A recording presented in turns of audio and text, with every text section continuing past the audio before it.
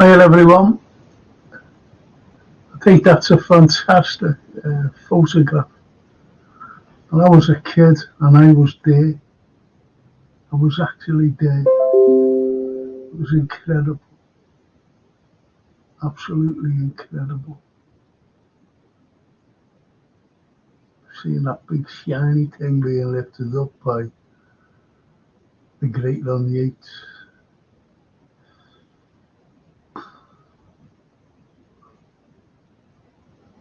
Think about that. And that's the quote there by Shankly. You look about 8 foot tall and that. You're scared of living daylight outside.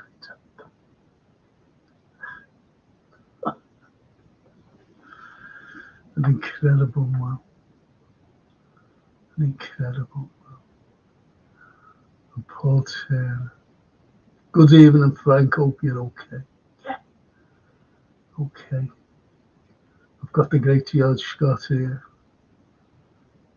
And I bet you'll be Shaz. He'll have a few things to say about the great man.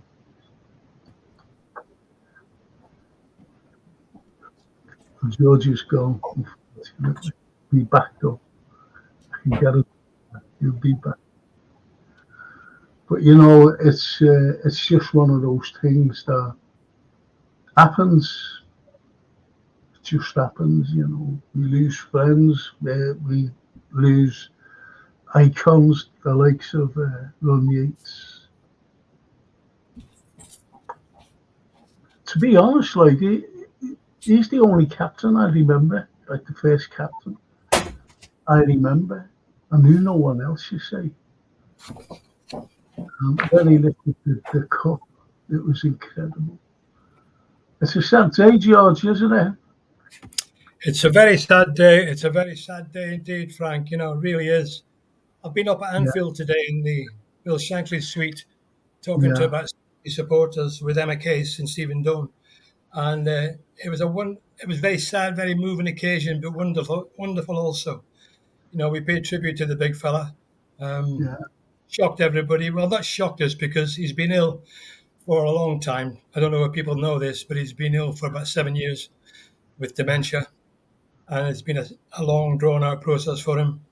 And you know, we've all known this was going to happen, and of course, it happened at the weekend. He was a fantastic character, Ronnie. In fact, I've got a photograph here. I don't know whether anybody can see it or not. I'll show you when you come back okay. onto me. Yeah, that was a photo with me and Ronnie. Oh, yeah. Oh, Like that's a great. lovely photograph. Look at a big smile on his face there. Yeah, Yeah. that was taken Well, at the Christmas. that's how you Uh, remember it with that smile. Oh, look it's at me in that. the middle and the Yeah, saint, yeah, the saint. the Saint. Right in the middle of Yeah, the Saint and Big Ron. Ronnie.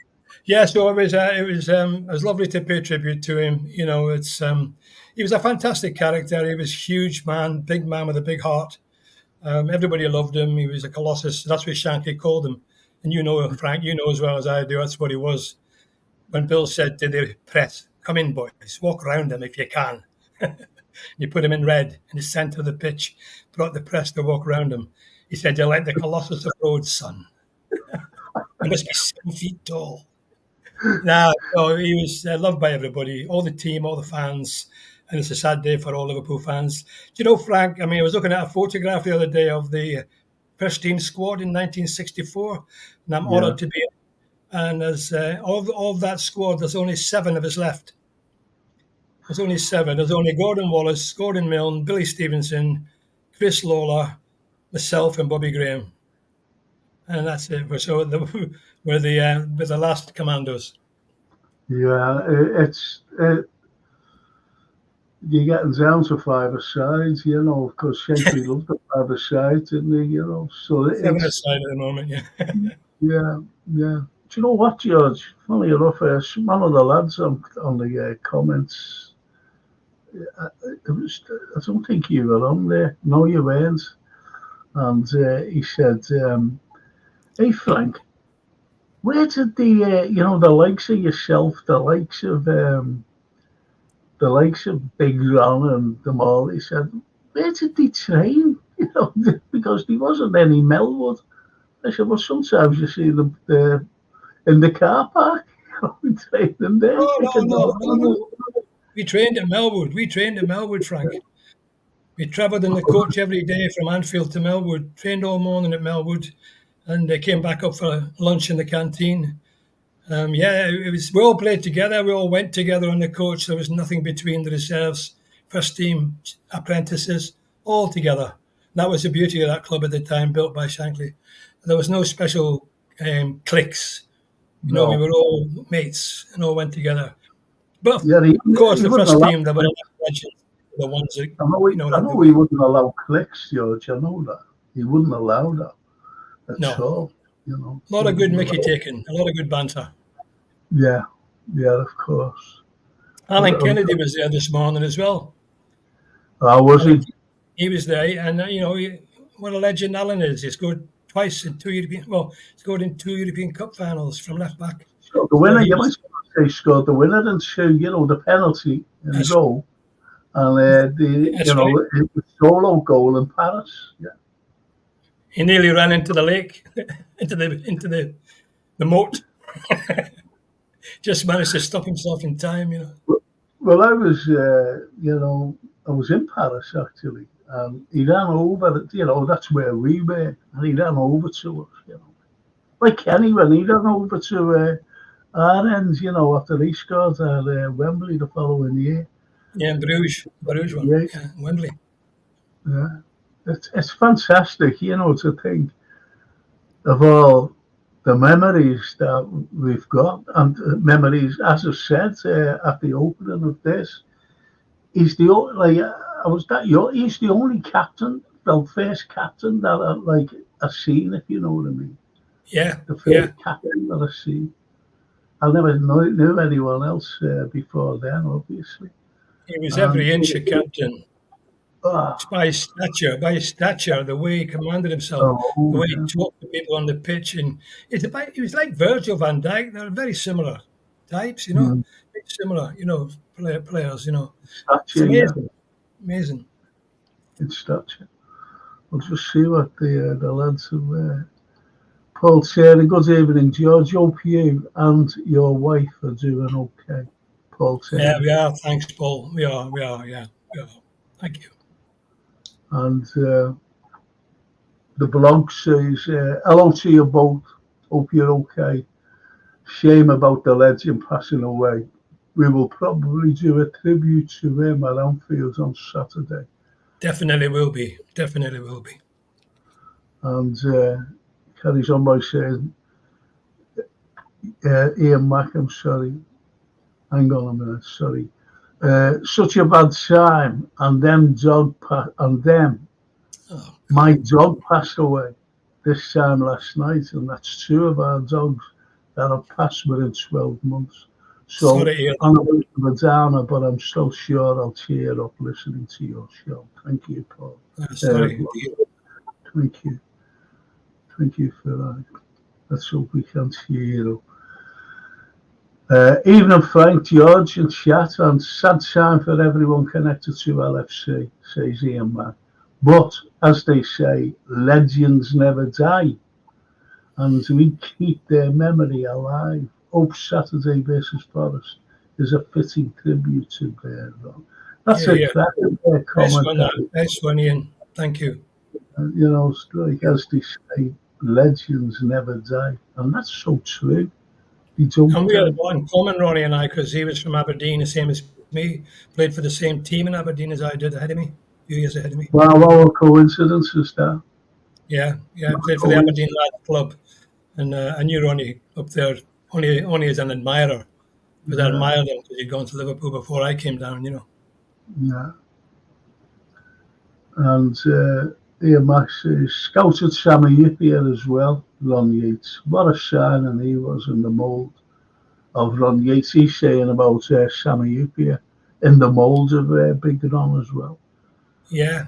Well, Frank, that Ronnie started it all. If it hadn't been for Ronnie and Ian St. John, I don't think we'd have been as good as Quick because they were vital people to get in. Spent a lot of money on them, and by God, did they deliver? Yeah. Was it? I don't know whether it was Big Ron or the Saints. I'm not quite so sure. When Shankly wanted them, they were in the second division, as you know, and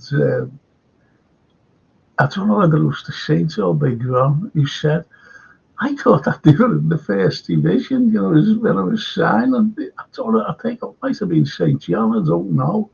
And Yeah, when he signed, it was Ronnie. It was Ronnie. Yeah. with the Ronnie, yeah, Ronnie. As you can imagine. But look at the time he had here. The He said, time I he thought we were in second division, and Shankly said, we'll be in the first division next year. Make yeah. no mistake And about it. He'll be playing for the first division team. he was right, wasn't he? He was right. You know, they Yeah. were. Yeah. Then they won the league. Then they won the FA Cup. That's right. Incredible. That's right. You know, Second division in 62, the league in 64, and the FA yeah. Cup in 65. Yeah. Incredible. You know, if you can imagine, can't you? You know, the likes of myself, the likes of loads of other supporters, thousands of them, who, which is so bloody sad, actually. You know, we've been going right through. Well, I knew St. John, as you know, personally, Yeah. and it was horrible, you know, to find out that he died. And it's like what one of the lads said there, you know, about losing his dog. You know, Yeah. you're losing something. And when one of Yeah. these legends die, you know, it's the It's first one who I remember of passing on was Jerry Bain. Jerry Byrne. Yeah. Yes, Jerry with dementia as well, sadly. You know, to suffer from that dementia, but on Paisley Well, and someone most of the team have died with dementia. Most of that 11, I think 7 of them at least, maybe 8, have died of dementia. And Bob Paisley and Ronnie Moran. yeah. Well, Bob, you know, I do know that someone did say he didn't even remember what he had done. He just never remembered what he had done for Liverpool Football Club. And to me, and to you, I assume, he was the greatest ever manager in British football. Yeah, always will be for me. Always will be for me. Edward says, George, I noticed you won the league in South Africa. We did. We won the South African Premier League in 1967. I was the second top scorer in the country. It suited me great out there. Pitches were fast, they weren't muddy, and I was quite quick. And I scored quite a few goals. And as I say, Kevin Lewis played for our team. He was the lad that scored 2 goals for Liverpool that got us promoted. He came from Sheffield United to Liverpool. And the pouring rain, he scored 2 goals and we came into the first division.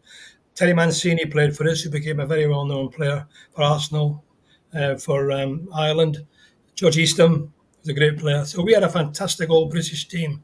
And we swept the board in 1967 in South Africa. We used to get 20,000 crowds every game. When we won the league championship in the Rand Stadium in Johannesburg, we came back to Port Elizabeth with 15,000 people at the airport to welcome us back. And most of them were black, you know, because, you know, they loved us. They loved us, the black people, because we were all British. We were all British. And they used to wave Union Jacks in the crowd behind the goal because they hated the apartheid. And Britain was against apartheid. They used to go against their own government and used to cheer for us. Yeah, it's strange, isn't it? It's like, I don't know whether you ever remember this, but Basil Oliveira, this is during apartheid. Yes. He was picked for England, wasn't he, to play? And there was controversy over it because they had to go to South Africa. Yeah. And I don't think he went because of the controversy of him, like, going back to South, because he was South African born. And it's shocking, you know, what apartheid did. Well, that's too political. It is, you know. A few years later, Roger Hunt and Ian St. John and quite a few other big players went there for about 6 months, more or less as guests. They played for Cape Town City, and they became very well known for 6 months. Played one half a season, I think, and then came back. I've got a nice picture showing these Billy Stevenson, Ian St. John, and Roger Hunt all in the Cape Town City team, 1972 or Well, 74, I think, 74. oh, that's unbelievable. That, you know, because as you mentioned, Kevin Lewis, I Yeah. thought Kevin Lewis was great. But this is a kid, you know what I mean? Looking at this fella, Kevin Lewis. He plays number 7. He plays on the right That's wing, right. didn't he? Hell of a shot, Kevin. Yeah. Good goal scorer. Scored lots of goals. Yeah, he used to score for Liverpool, you know. He used to score for us. Kevin, I thought he was good, you know. Well, this is me as a kid, you know. I thought he He was. was, Yeah. I thought, we It's were all amazing. I was great. playing with him in Liverpool, and I was playing with him in Liverpool, and when I went to Port Elizabeth, first person I met was Kevin. We played again together. Well, that's great. That's unbelievable, that, you know, to be playing at Liverpool and then ends up together in South Africa. He was part of the championship team, yeah. Has he passed on? No, he's still with his wife sadly has passed on, but Kevin's still with us. I'm still in touch with him now and again. Get the odd letter from him. He lives in Does he? Durban. Oh, so he still lives down there, yeah? Still there, he stayed there, yeah, he stayed there. Never came. He's been back a few times to Anfield and, you know, to Liverpool a few times for holidays. Yeah. Oh, that's lovely, that. That's lovely to know, you know, about ex-players coming back. And I'm just made up to see the likes of Big Sammy Upia, you know, comes back and watches a game. Even Xabi Alonso, you know, before, I think when he was playing for Bayern, you know, he was coming back to Liverpool to watch the Reds. Big Reds, you see. It gets in your blood, Fred. It gets in your blood. You can't believe it once you're here. Yeah, that's right. So, you know, you become a fan. I've got people coming over from South Africa at the weekend. One of the directors of the football club, his daughter's coming over with family to a wedding, and they've asked me to get them sorted out with the stadium tour and the museum. So I was talking to Mark Platt today, and they're organising for him on Sunday. And they're going to get the stadium tour and the museum. So I'll take them around. I won't go on the stadium tour. I've seen all that. But I'll go on the museum because that's been upgraded now. Apparently it's fantastic. The new the way they've done it now in the museum. He was a commentator there, Mark. You know, is he still a producer for LFC TV? No, he's just taken over from Stephen Doan as the curator of the Liverpool Museum. Stephen's retired after 25 years. And Stephen was interviewing me this morning in Anfield. Lovely man. You probably know Stephen Doan. Yeah. And so Mark's doing that job now. He's taken over. He's doing a good job too. About 2 or 3 months ago. No, I've always liked Mark Palazzi, you know, he's a smashing lad. And his dad, nice. Stephen, you know, Stephen Doan. Because he was good, Stephen, wasn't he? You know, he knew his stuff, especially about he's got some memories of Liverpool and the things and the memorabilia he got. I remember I got him Kevin Keegan's debut shirt. He was absolutely over the moon. We found Tommy Lawrence's cup final shirt. A guy phoned me and told me he'd got it down in Cotswolds and it'd been missing for 40 years. The one he wore in the cup final in 1965, and that's now back in the museum. You know. That's incredible, that. Yeah, I know. That's incredible. You know, just to think, George, a shirt being lost for 45 years. Tommy was devastated, but he was so thrilled when they got it back. And his family were as well. Yeah. So they donated it to the museum, you know.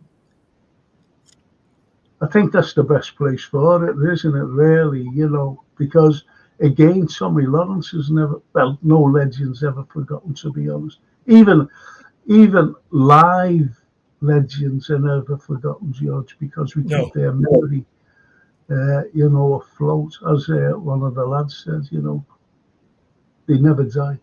Because we're here too.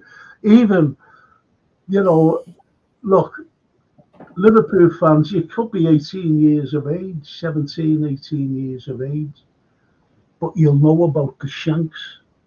You'll know about it. You'll know about Bob Paisley. Because no matter what, you learn the history of Liverpool, You learn the history of managers and players, and so memories are always kept alive, even if you've never seen them in your Well, life. it's like I'm fathers to looking son, forward to fathers to it. son, isn't it? It's handed down. It's handed Yeah, down. Remember, Jeff told me, Jeff Golding, he told me a stat. He said, before Shankly, Liverpool had won about 8 trophies. After Shankly, they won 48. It's incredible, isn't it? that's That's what I including mean. big championships, FA Cups, European stuff, unbelievable. They didn't even We, have a trophy room when I joined in yeah, 1960. There was no trophy room. Could have won any trophies. And look at it now. It's like the crown jewels. yeah, yeah. The what gets me is the European Cups that are there. The Yeah, European Cups that are, in the trophy room. excellent. Incredible. And we've got the original. Yes, No we, one we else has kept it, got didn't it. we? Yeah, we kept it. No other British club has got it. We No, have, because it's no, ours for keeps, if you know yeah. what I mean. This JK, good evening, Jay. Is he back from the chip shop? Yeah, you must be gone back to the chippy. But it comes on and goes. Anyway, I'll just say a few comments. Paul Bear, good evening, Frank and George. Good evening, Frank. George was lucky enough to see Rowdy in an after dinner thing. Wonderful man. Liverpool through and through. So he's seen you in an after Yeah. dinner thing. That's great, though. That's Thanks, great. Paul. Thank you. Thank you. I think this is the Paul. He wants a signed book for the. I don't know this lad's name. His name is Frank. I said that you bring it down, to the. I brought you one down last week, but that was for Neil, wasn't it? Yeah, but this one is for. Get onto this. From one Shankly boy to another, and all as I know, his name is it's Frank, and he's not too good at the moment. I said, well, he'll bring it down to me. I said, George, you'll bring it to me. I said, I'll pay for it, and I'll see Yeah. you. He comes straight down, you see. Drop me a message, Frank, with his details, his name, and that. Oh well, I've got exactly what to say, the quote, and then Yeah. just say I Send me will. an I email. Yeah. will do. Send you that tomorrow, tonight, or Francine came down to take me shopping today, and she said, "I'm fed up with this international break." I said, we're playing Saturday. I said, don't be worried. She said, and she argues with me. Yeah. And so I'm paying. I said, I'm sure we're playing anyway. So before, I made sure that we're playing this Saturday. She's saying, no, we're there. Yeah. We're playing Notts Forest, aren't we? Notts Forest on Saturday. Drives me up the wall. Drives me up the wall. Hang on till I read this. Oh, yeah. Good evening, Frank and George. Respects for the great man Ron Yeats, our first captain to hold aloft the FA Cup for the time in 73 years, first time in 73 years. 20,000 he cost from Dundee. What would he be worth today? He'd be worth millions. Exactly, that was going through my mind. What would it be worth? What would he be worth today? Richard says, Richard Hutchinson, hi Frank, chat, George. How are you, and how is your family, friends and loved ones? Like, comment, subscribe, share. You never walk alone, and many thanks. That's diversity he puts up there. I think that because you were talking about apartheid, and there shouldn't be any of this nonsense, racism or whatever. Mark Yeah. Simon, big up, big fellas. Happy National Day, Gibraltar, says Mark Simon. Never knew that. Never has a clue. Happy, give it back to Spain. Well, is it Mark? Yeah, he comes on, and that's where he lives down there. Give it back to Spain, Gibraltar. Free Gibraltar from the country. Let's go, champs, says Steve. Yeah. Right. And Richard says, can you give match preview, lineup, potential, what might happen in the game, who we need to keep an eye on in the Forest team, and prediction for Liverpool versus Nottingham Forest, 3 p.m. on the 14th. Many thanks, you never walk alone. God bless you, didn't ask for much there. No, that's very much there. My old brain can't take all that in. Just read it. Me this as well. God, blimey. Is JK there? He His comes flag on and is. goes, His flag's there. Can't see him. oh yeah, he's gone now.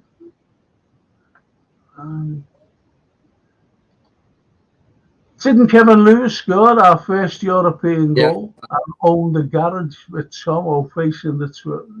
No, that was Gordon Wallace. My mate Gordon Wallace. He owned the garages. He scored the first goal at Reykjavik in 1963.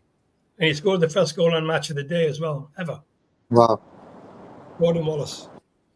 I know that he owns one.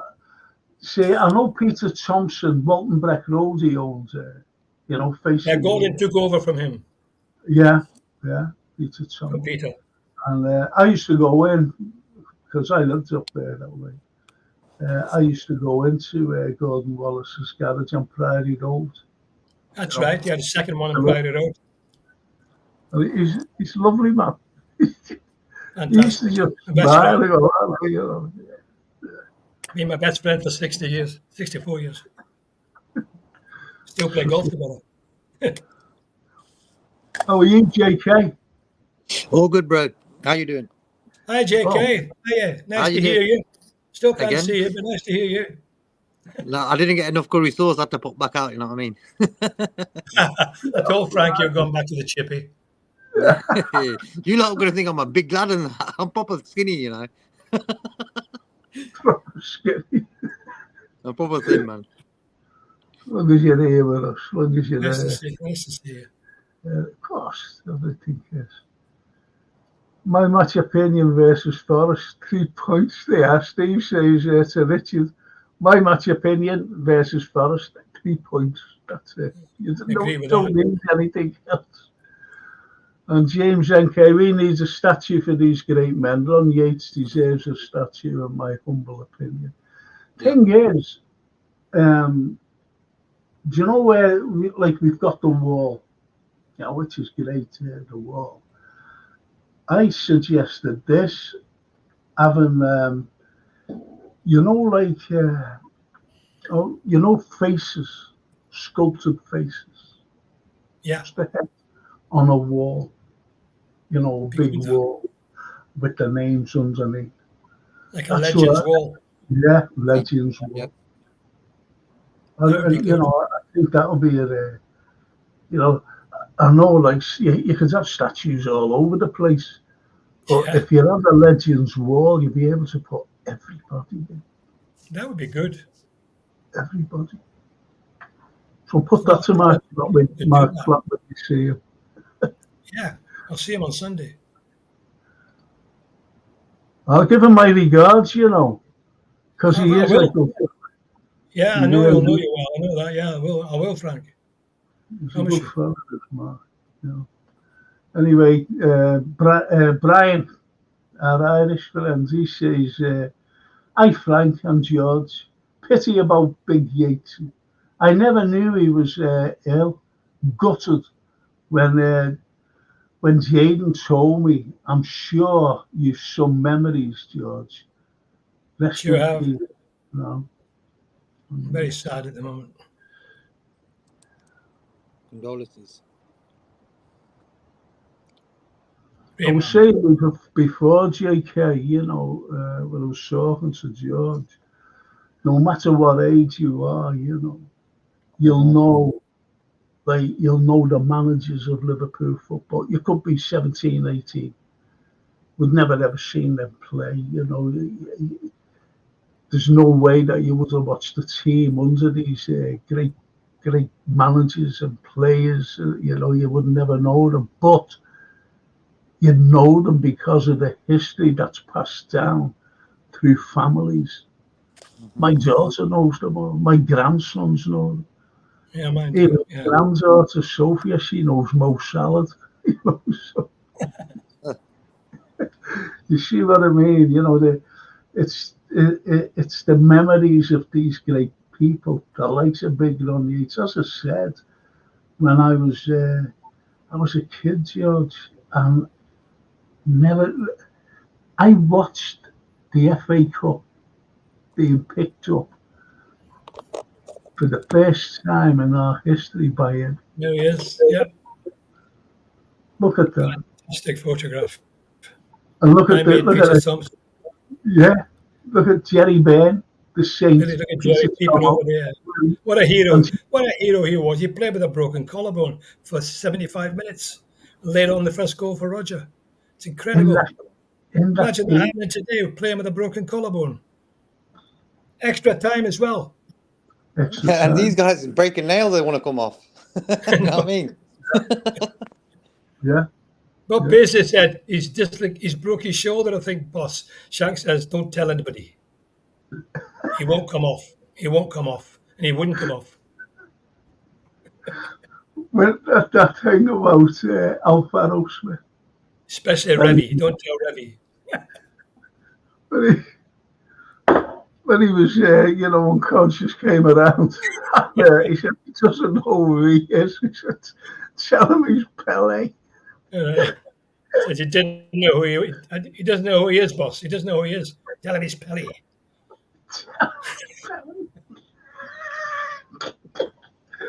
He shouted that from the trainer's box. That's just brilliant. Love that. I laugh. Do you know, if I was on a bus and that memory had come back, I'd just start laughing. Yeah, you know, when you get the feelings when you're on a bus and you start laughing to yourself, and you're on your own as well, you start laughing when you think you can't not laugh at that. So funny. Exactly. Off the cuff humour. He was brilliant. Yeah, absolutely. I'll go through these again. Richard says, hi everyone, can you do the next 5 games? Oh, come on, Richard. I'm sure. Maybe a fortune tellers. Fortune teller. Exactly. I had Kalila Smith on last night. Kalila Smith, you could have asked her. She's a bit of a anyway. Big up JK, says Richard.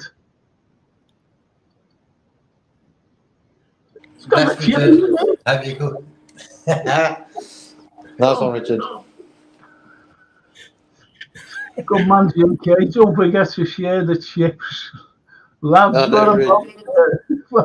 what about we pick an LFC best 11 from players that aren't talked about as much or great?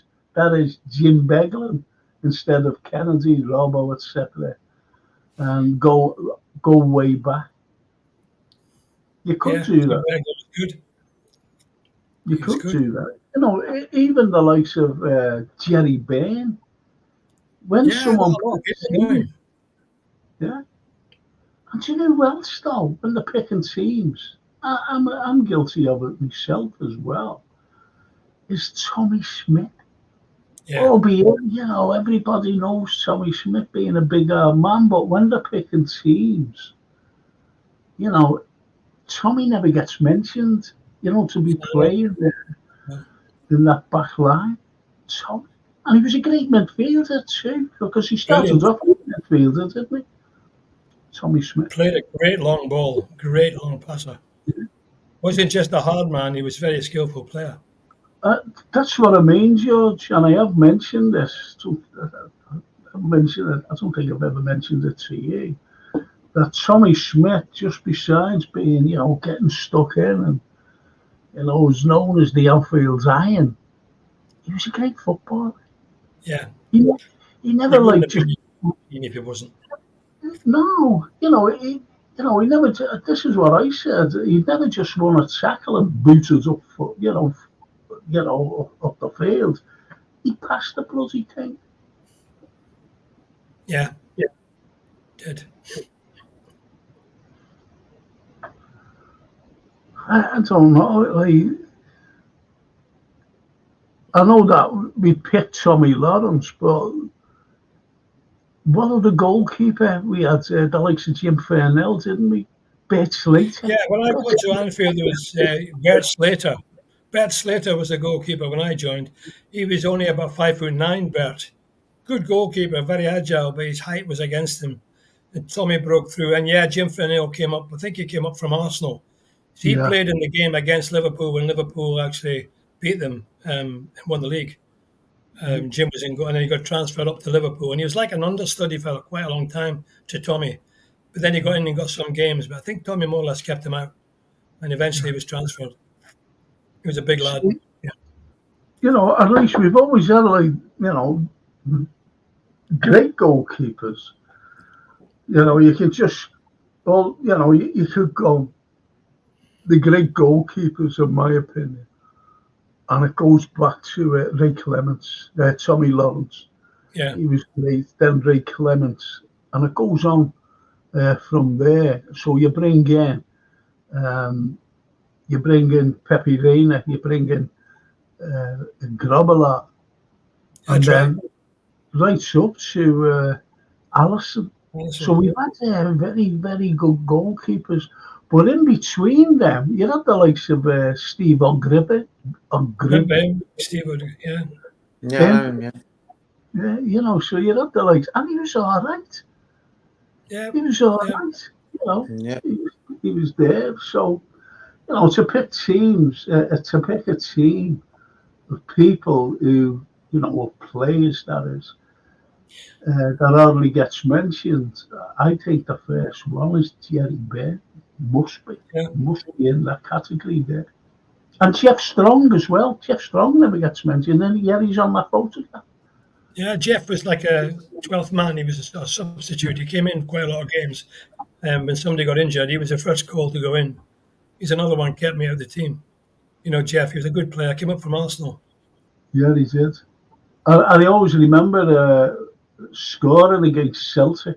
Yeah, And he was injured. He was limping. his And cartilage. Yeah, so then.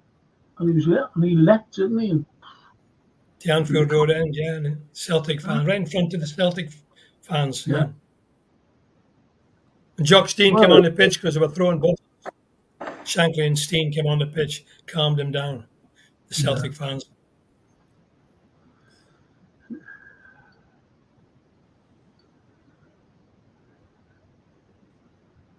Yeah, agree with that.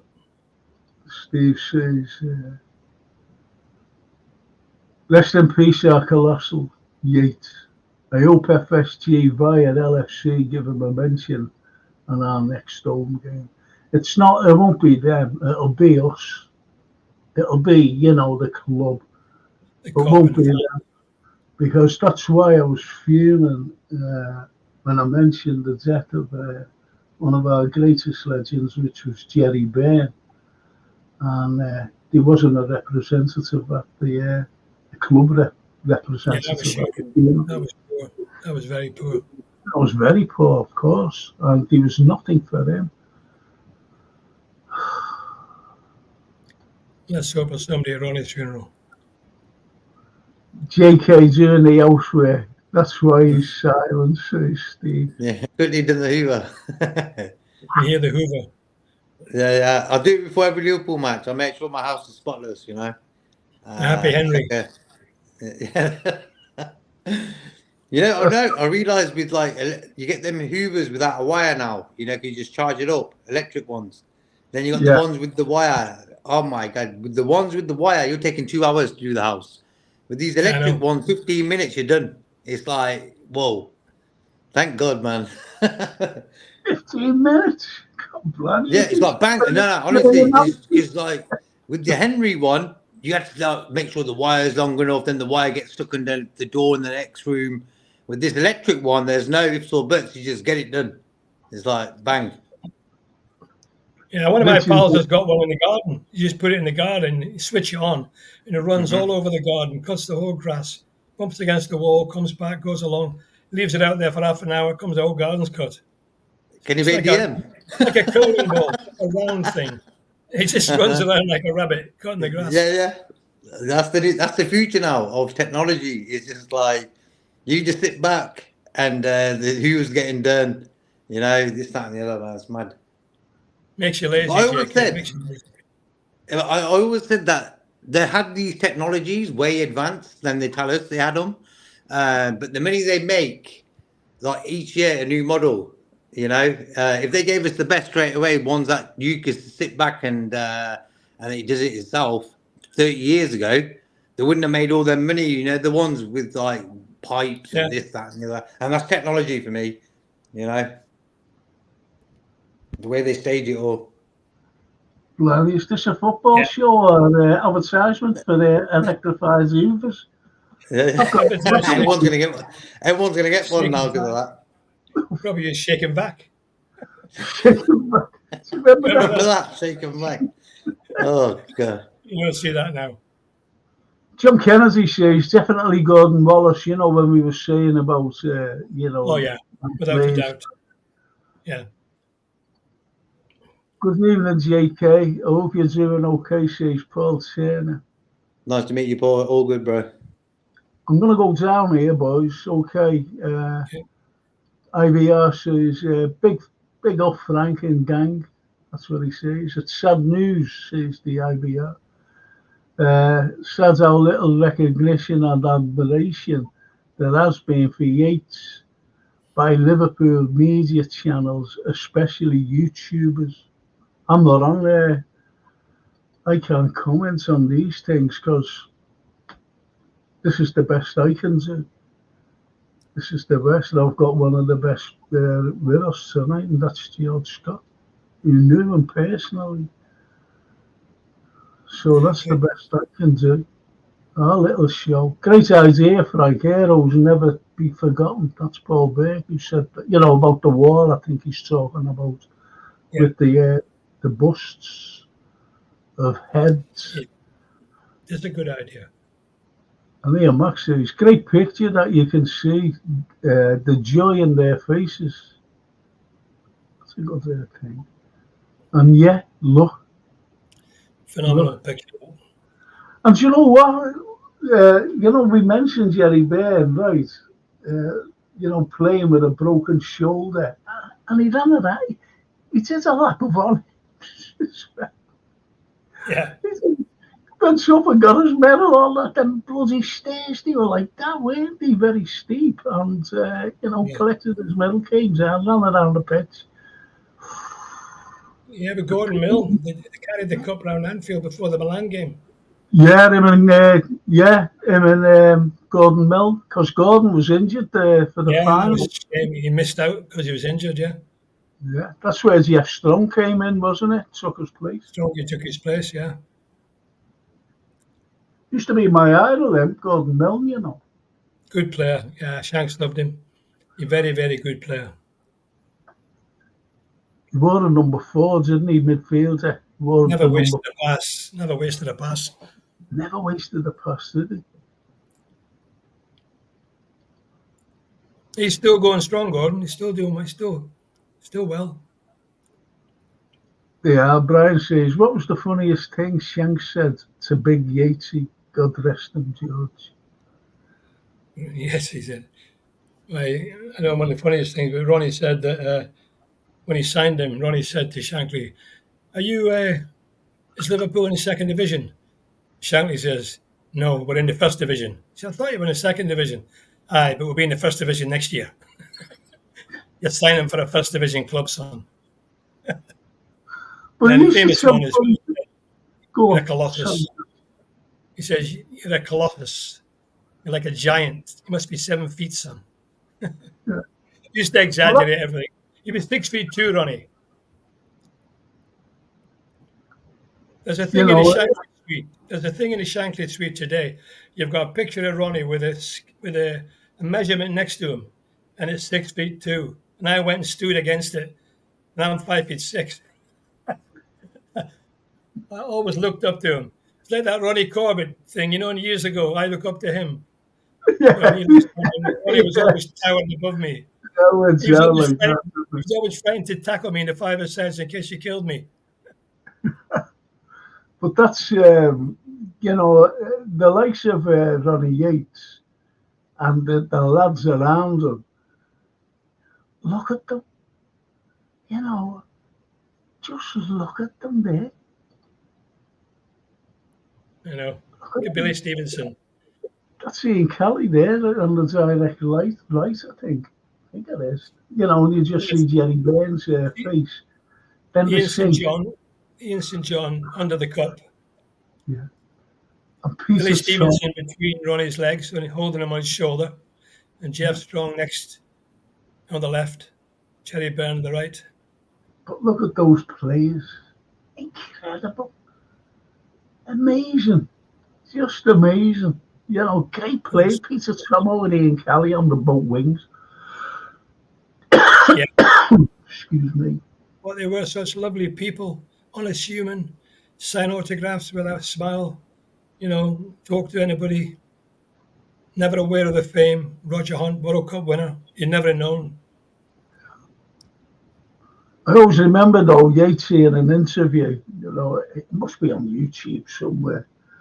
And he was he was sitting down talking, I think it was an LFC TV thing. I'm going back a few years ago. And he's just, he's got that smile, the famous smile Yeats he had. And he's just talking about Shankly, and he said, he had all these, he said, I was just standing there in my kit. He said, and he had all these fellas, all these journalists walking around me, they were just following Shankly, and he was talking. And he said, they were all looking at me. He said, I couldn't do anything, I was just standing there, still walking around me, all looking at me, and Shankly said, he's a colossus. Do you remember when he tossed the coin in the final? I think it was a Cup Winners' Cup. He tossed the coin on it, and it landed in the mud, and they had to toss it again. And Liverpool won. They beat Cologne, and he come in the dressing room, and Shank said to him, "What did you call?" And Ronnie said, "Tails, boss." He said, "Yeah, always call tails. Never call heads." He didn't know. He just said it. Yeah. You did right, son. Always call tails. Don't know what he would have said if it lost. It just shows you, though, doesn't it? How the Shankly, I'm not talking about philosophy here, I'm talking about psychology. He must have, like psychoanalyzed everybody who came towards him and spoke to him, no matter who they were, whether it was a journalist, whether it was a fan, whether it was a player themselves, psychoanalyzed them. And he just knew what to say. He just knew. He would never back away from anything, would he? If he was asked a question, he'd answer the question. Thanks, Frank. When I left Liverpool, he told me I was the 12th best player in the world. I mean, it's crazy. But it made you feel good. Yep. And Steve says, El Franco by hitting them thumbs up, please. And thank you, Steve. Great captain Smithy, says Paul. He was, but he went mad. That's what I remember. What I've been told as well. I've been in a documentary with Tommy Smith, and just never liked Emlyn Hughes at all. No. And it was all over Ian Callaghan. It wasn't him taking the captaincy away. It was over Kelly. That's what it was all over. Forget what. I think it was like prize giving or something. But I think it involved Celtic. When Celtic came down to play Liverpool, I think it was a testimonial or whatever it was. Forget now. And I think Callie was like injured for the testimonial, something like that. And Emlyn Hughes, it was something like, he didn't want to give Callie you know, the gift of that Celtic brought down, you know, for the players. So he has one for Kelly because obviously, you know, they expected him to play, but unfortunately he didn't. And that's why he just didn't like him at all.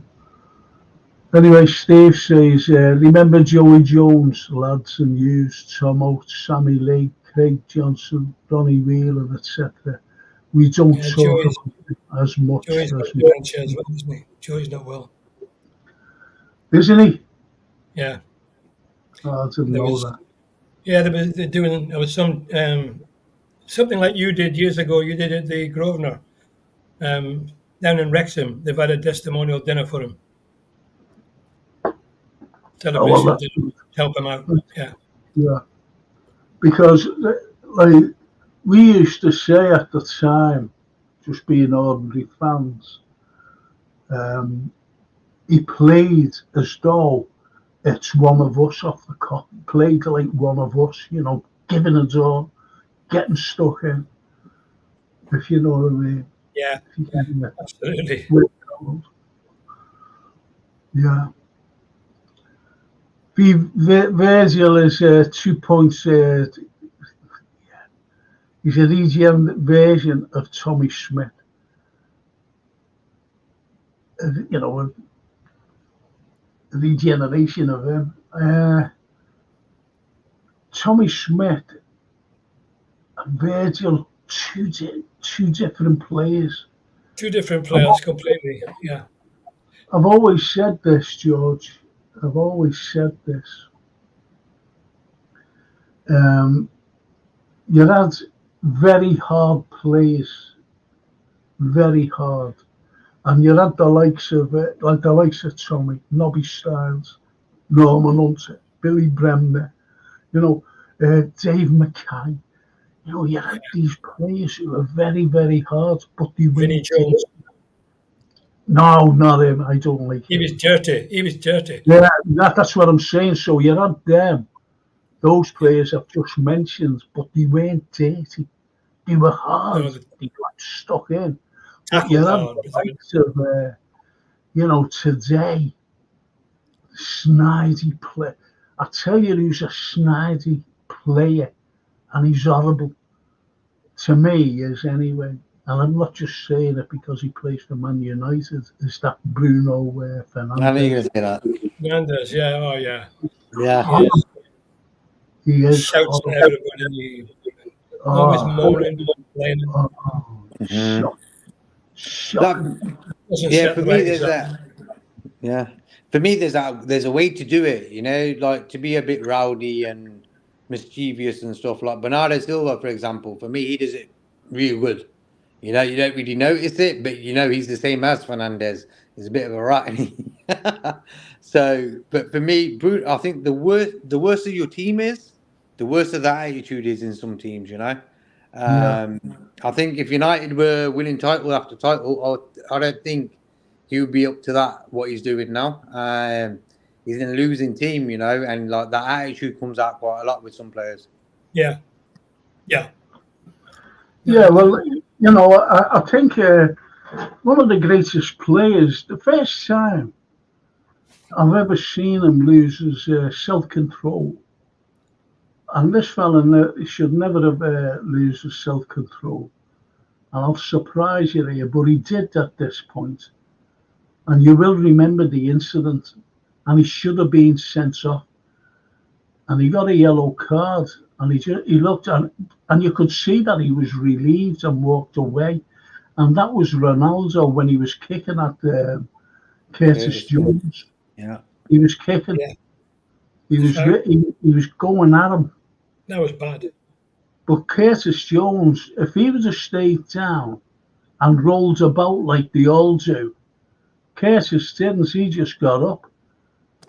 You know. He did. But he should have been sent off for that. Definitely. He should have been sent off for that. And you could see the back. Yeah, it was horrible. It was horrible. That was violent conduct, and you get sent off for violent conduct. Because they were being beaten. Of course, and that's what I'm saying. I've never ever seen him do that in my life, watching that lad play. But that's where, as JK said, it's the frustration that comes out of the likes of that Bruno Fernandes. Yes, of course. And I'll tell you who else did it as well, and he was snide. I can't pronounce his name, could never pronounce this fella's name. And he was the left back or right back of Chelsea, Abazakula or somebody like that. Aspilicueta, yeah. These are, yeah. He was snide, very snide. Yeah. Left back, yeah. Very snidey player. I hate snidey players. I really do. Yeah, don't need him. Anyway, James says, hopefully there will be a great sending-off ceremony at Anfield for Ron on Saturday. Another great legend, unsung hero, was Chris Lawler, some wing-back. He scores over 60 goals from wing-back. Well, I said at the time, I had a scouse night for him. And I said at the time he was playing, I said to my Uncle Ronnie, when I was at the game with him, he scored against Everton at Eddie. Never forget it. And I said, he's like a continental player. He said, what do you mean? I said, well, you're getting the likes of the continental players. They score goals. They're fullbacks. They score goals. And Chris Lawler is the only player here in our football that scores loads of goals. And I was right. He was like a continental player. And if he'd been going today at his peak, you could imagine him playing for Real Madrid or somebody. Yeah. And he never took penalties. He never took any penalties. That was 7 goals, but all from open play. And he only missed 2 games in 7 years. Consistency unbelievable. Yeah, and go ahead. When he came in and he was limping. Yeah, and he missed 2 games. And he turned his ankle over at Melwood, and he got rushed back up to the treatment room. And in the afternoon, after lunch, Shankly came down the stairs with Bobby Paisley, and they're walking up towards the treatment room. And out comes Chris with Tommy Lawrence, and Chris has got his arm around his neck, limping. And Shankly says to Paisley, "There's that bloody Malinga at Lola."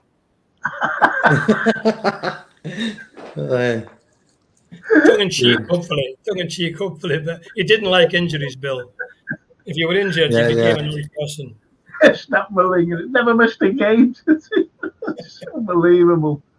The Shanks, unbelievable. Love them. Yeah, there will be a great one, James. I'm sure the fans and they will. I hope they have like a mosaic with his name. Flags on the cup. Yeah, I would imagine so. I'd be amazed if they don't. Yeah. And Brian says we could pick the team.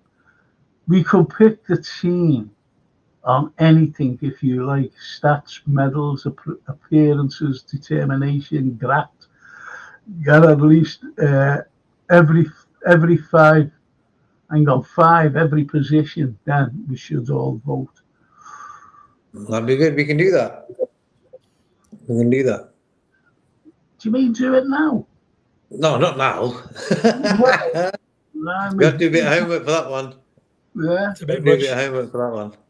But it'll be hard, because, as I said, like if you, well, what do you mean, Brian? Do you mean like Steven Gerrard and the St. John there and Big Rowdy and are they players like that you want?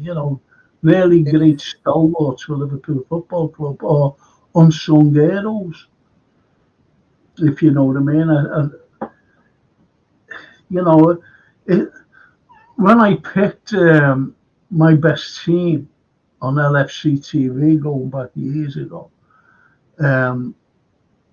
I said to Claire Hawke, she was frontman, I said, the thing is, I said, it's okay picking the team. It's who you leave out. Yeah, that's right. It's a terrible choice. It's such a long choice.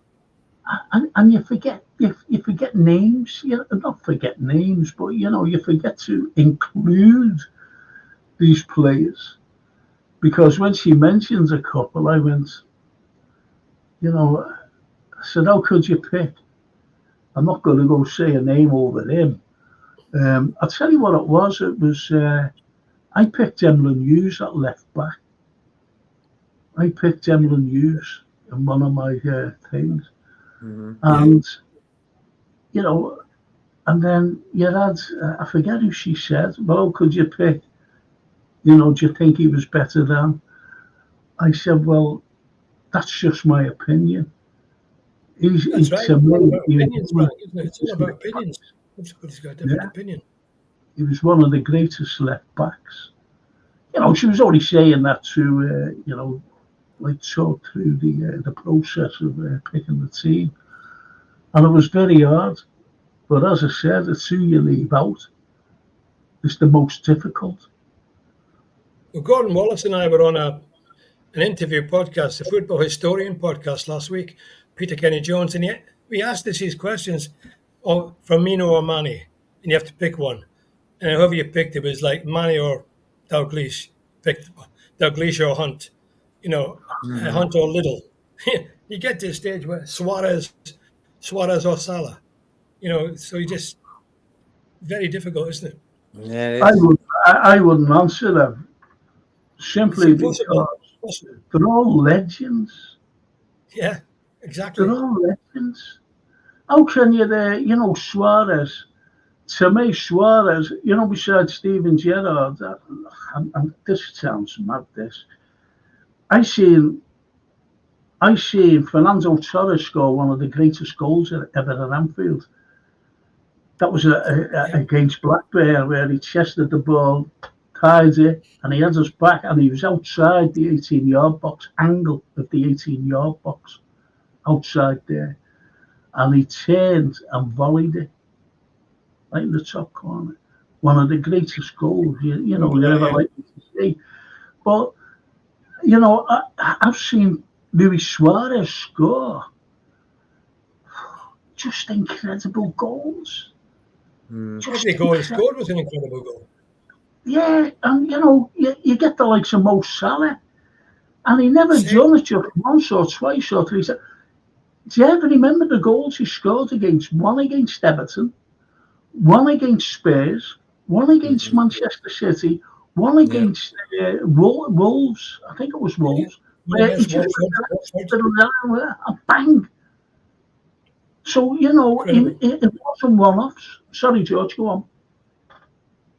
No, I'm just saying, Salah. I mean, Suarez. Every goal he scored, I seem to remember, was a fantastic goal. I remember scoring a header from the edge of the box into the roof. Yeah, I was at that game. Yeah, I was at that game. He lobbed the keeper and then buried it with the left foot into the top corner in the cup.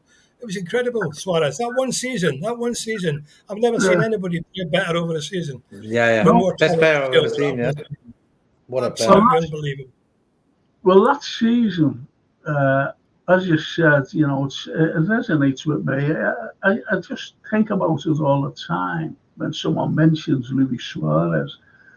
And again, I could get hammered for this. But that one season, I said there was no one better wearing a Liverpool shirt ever for what he did that season. No one was better. Skill and talent, it was incredible. It's incredible. Such a goal. But you've got Steven Gerrard. Look at the goals he scored. And he dragged it when there was no one around. He dragged Liverpool because he had no one playing with him. Even on his debut, he scored an amazing goal. Sheffield haircut. He was 17 or something. Drove past three players, went around the keeper and buried it. I mean, unbelievable. You just look at the likes of these players who, I don't know, who come through. The academy, shall we say. And you had Jamie Carragher. Now, Jamie Carragher, he wasn't like the biggest name in Liverpool football history. Yet, there was a banner. Do you ever remember the banner or something? And it said, I wish we had a team of Carragers. Because Team of Carragers used to sing that, didn't they? We all want a team of Carragers. yeah, Yeah. if we had a team of Carragers. Passion in the heart. What Remember I mean? Istanbul? He never stopped running. And taking cramps going down and last-ditch tackles. And I mean perfect tackles, because it could have easily turned out to be penalties as well. Yeah. You know, when he was getting stuck in and he was just lying there. I remember one where he was just lying. We were all looking down. We didn't know what was happening, because you had the, the telly. People would know what was happening. And but anyway, apparently he was suffering from cramp. It's so you can't, like, if you picked a team. We were talking about goalkeepers.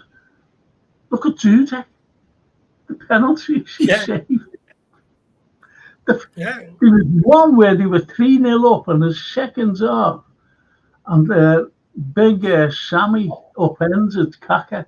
Never forget this. And he upended him. And the ball was just, the free kick, and was just it to Shevchenko, and Shevchenko hit it. And it was going into it was incredible save by Jude. That really, they could have easily have gone 4-0 up. Yeah. And I think it would have been the end of us, to be honest. But he saved it.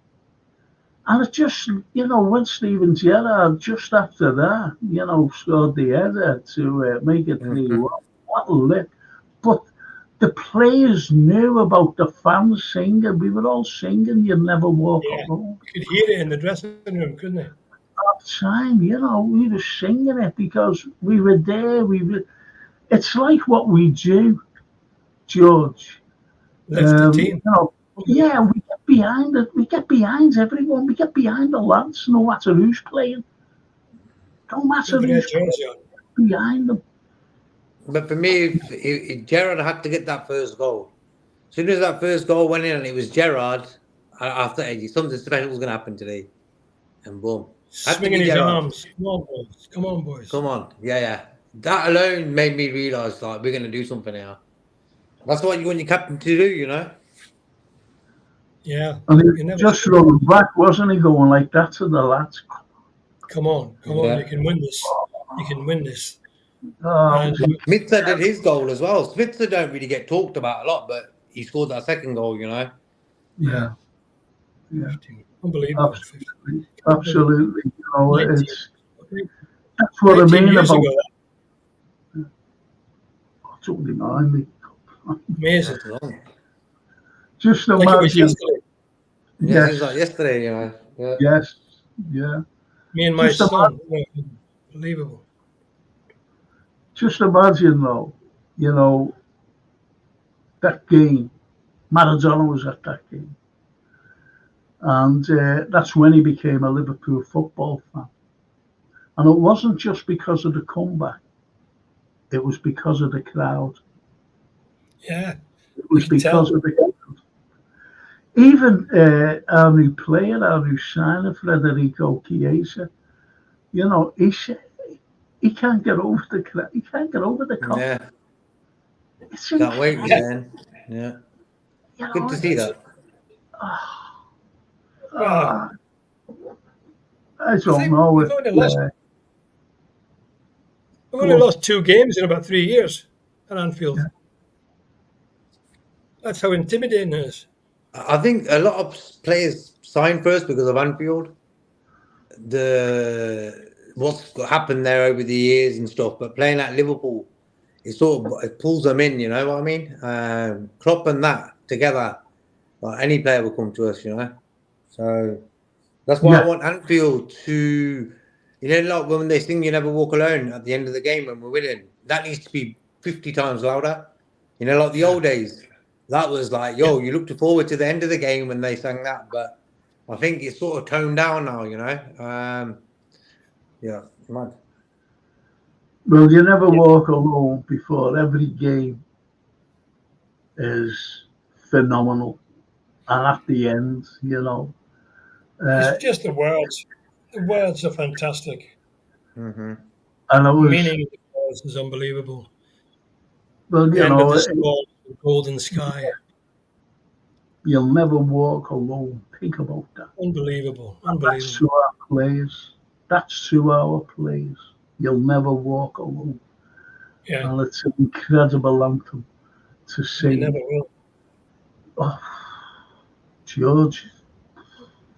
Oh, You never will. never Do you will. remember in the cup they had a big sign, Shankly lives forever? Some Oh, that kid was, had this yeah. Do you Shankly know lives what? forever. I said it on here, you know, and we were talking about banners. And I said, no, I think it was on Facebook, but they haven't mentioned it on here.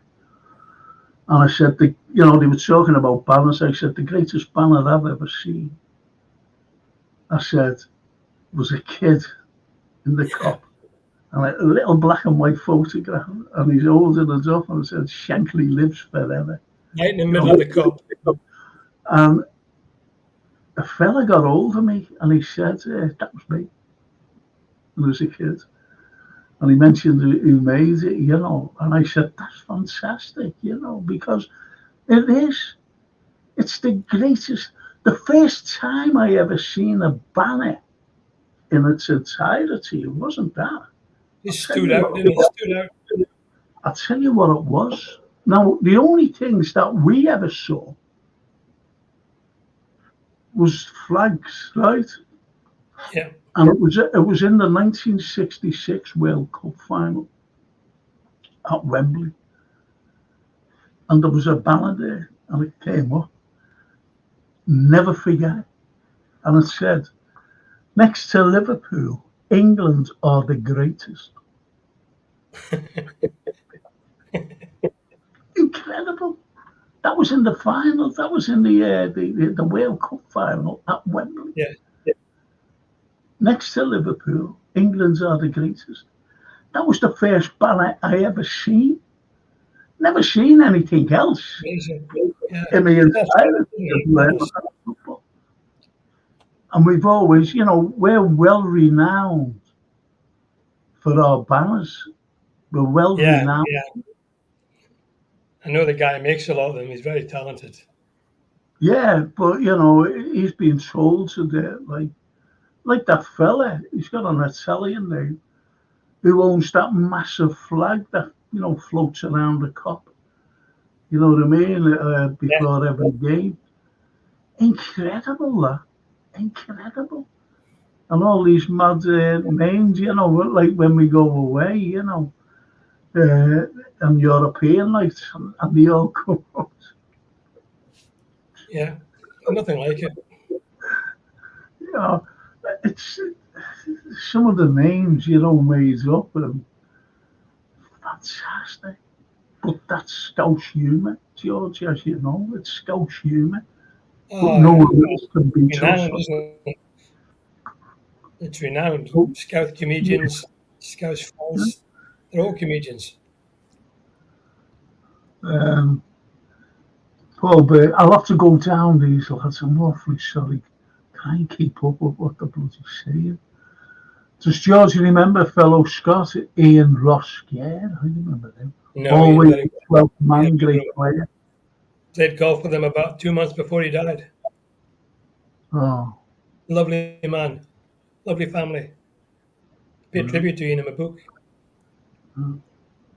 it's a shame, isn't it? You know, like again, as someone mentions at the beginning of the pod, there, like unknown players, and Ian Ross was one of them. Yeah, Ian Ross was one of them. Do you ever remember? It must have been your time, George. Um, our Stevie, he was older than me. He is older than me. Uh, a fella named Phil Ferns. yes, yeah. I've got a photograph of me with Phil fans. I've got a photograph of me with Phil. Don't you know? Yeah, Phil Fans. He was at right half number 4. The That's hard right. player. Had about 16 games in the first team, I think. Then he was transferred. Well, do you know what? Stevie said this. He said, we were playing Manchester United, with Charlton, with Best, with them great players, Bestley, Dennis Law, players like that. And our kid said to me, Steve, he said, he said, Francis, bet you any money that Phil Ferns will be playing. I said, yeah, what? He said, Phil Ferns. I'm so forget he's older than me. I said, oh, yeah, okay. And he did. And I said to our kids, I said, why did you say that he was playing? He said, that was the best play. I said, he was awful. And he was. He said, because he was dead hard. He said, I never ever thought of that. Phil Ferns. And he just marked him out the game. I think he intimidated him, to be honest. He must have done. Because Georgie Best done absolutely nothing that day. But he used to man-to-man mark. Man-to-man mark. That was his. He used to stick to a player and just stick to him. Just right up his backside, stick to him. Shankly used to say, "Goes to the toilet, go with him." I think our Stevie's been proved right though. Yeah, he's right. Yeah, well, that was Phil's skill, marking men out of the game. There are a lot of games in the reserves with him. Yeah. Our Stevie hated dirty players, snidey players. He hated, and he did, I don't like using the word hate, but he hated them. And he used to say, players are dirty, But he knew. Alan Clark, he was a dirty player from Leeds. He was snidey, yeah. Alan Clark. Yeah. And him. Yeah. But so was Bobby Collins as well. He was, yeah. He was a snide. Yeah, he did Jerry Byrne, didn't he? Bobby Collins. He's only about 5'4". Played for Everton. He's a good player, though. He's a good player. Yeah, I think that's a very good answer there. A very good comment from Steve. We can never pick an all-time LFC best 11. We can, we can't. It's impossible. It's impossible, and it's Steve. Yeah, good. But as I said, before, when I said to Claire, it's who you leave out. It's not like who you're picking. It's who you leave out. It's incredible. That's it. I'm just going I'm sorry, boys and girls. I'm just going to go straight down and get up to date. I'm sorry if I'm missing this. I really am. I'm going right down.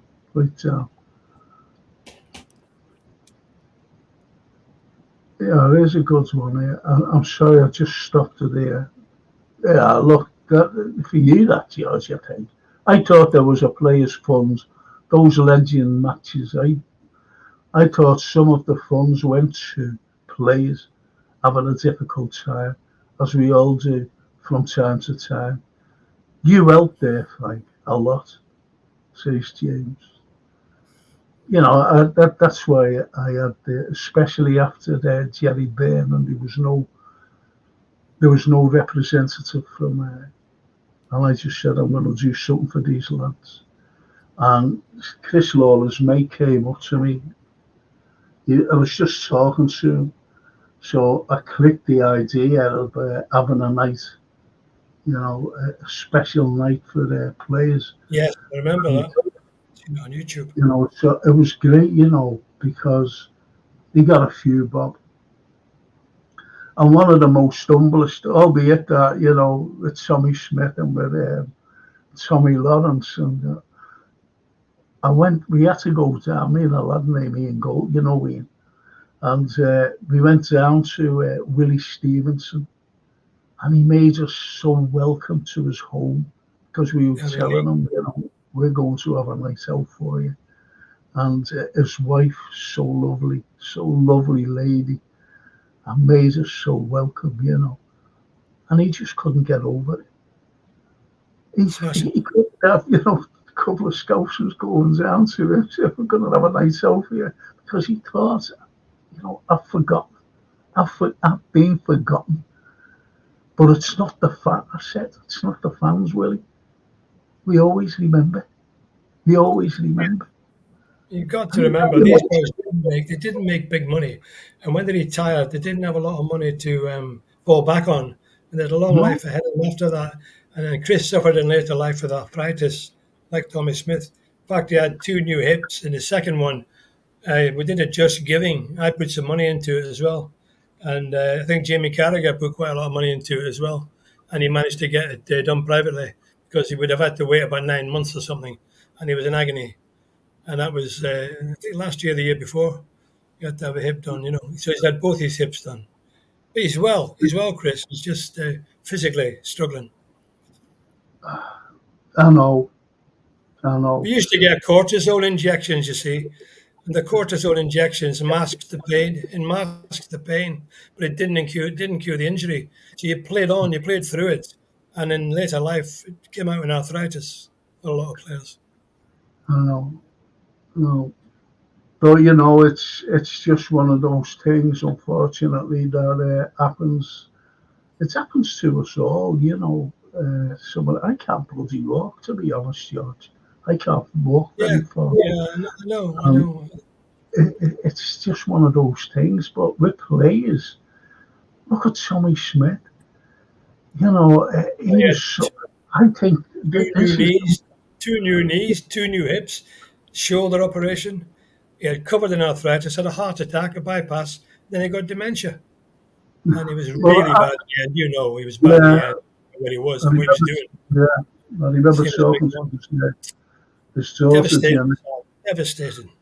Yeah, I'll never ever forget. He was skint and he was on benefits because of the way he was.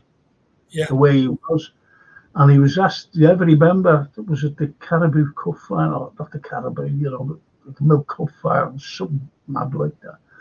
And he was asked to take a penalty. That's right. And someone was looking in. DSS, or tax people or whatever, yeah. Unbelievable. Those people, yeah. And he stopped his benefits. It's terrible. He said he wasn't as sick as... And I'm not being horrible here, but I'll have to say it. It was an Evertonian. He worked for the team. I was nasty. And he put a snidey word in. Because he wasn't fit. He just... Of course he wasn't. Just do that. He was asked. I could be asked. I can't walk properly. My left leg's gone. And if someone, I was a left footer, and if anyone asked me to take a penalty, for a charity thing, and I took it, you know what I mean? People would think that, like, I'm acting the goat. Do you see what I mean? And I'm not. I like Tommy Smith. He was asked to do it, and he was reluctant to do it, He said, I won't be able to do that, but come on, just do it. And that's what happened to Tommy Smith. They're the Snides. They're the Snides in life. Yeah, absolutely. 100%. Well, that went from that to this. God, Brian, there's loads of messages. I'm sorry. Right. Years ago, they used to get testimonial games. That helped a bit. They get the money from the testimonial. Then they got taxed on it. I was going to ask you about that. Like when, the testimonials. Whatever happened to them? Like, did they get taxed on it? I think once the freedom of contract came into being with the Belgian lad that broke the rug, he got the players free from the clubs. Up till then, players were like slaves to the club. In my day, we couldn't leave the club unless they gave us permission, but they could kick us out. So at the end of the season, they could say you're on a free transfer, or you're on the transfer list and we'll accept offers for you. Well, if a player like Billy Liddell played all his life at Liverpool, players like that, legends, played for the Great Britain against the rest of the world twice. Well, they had no money. Billy was an educated man. He became the bursar, as you know, at Liverpool University.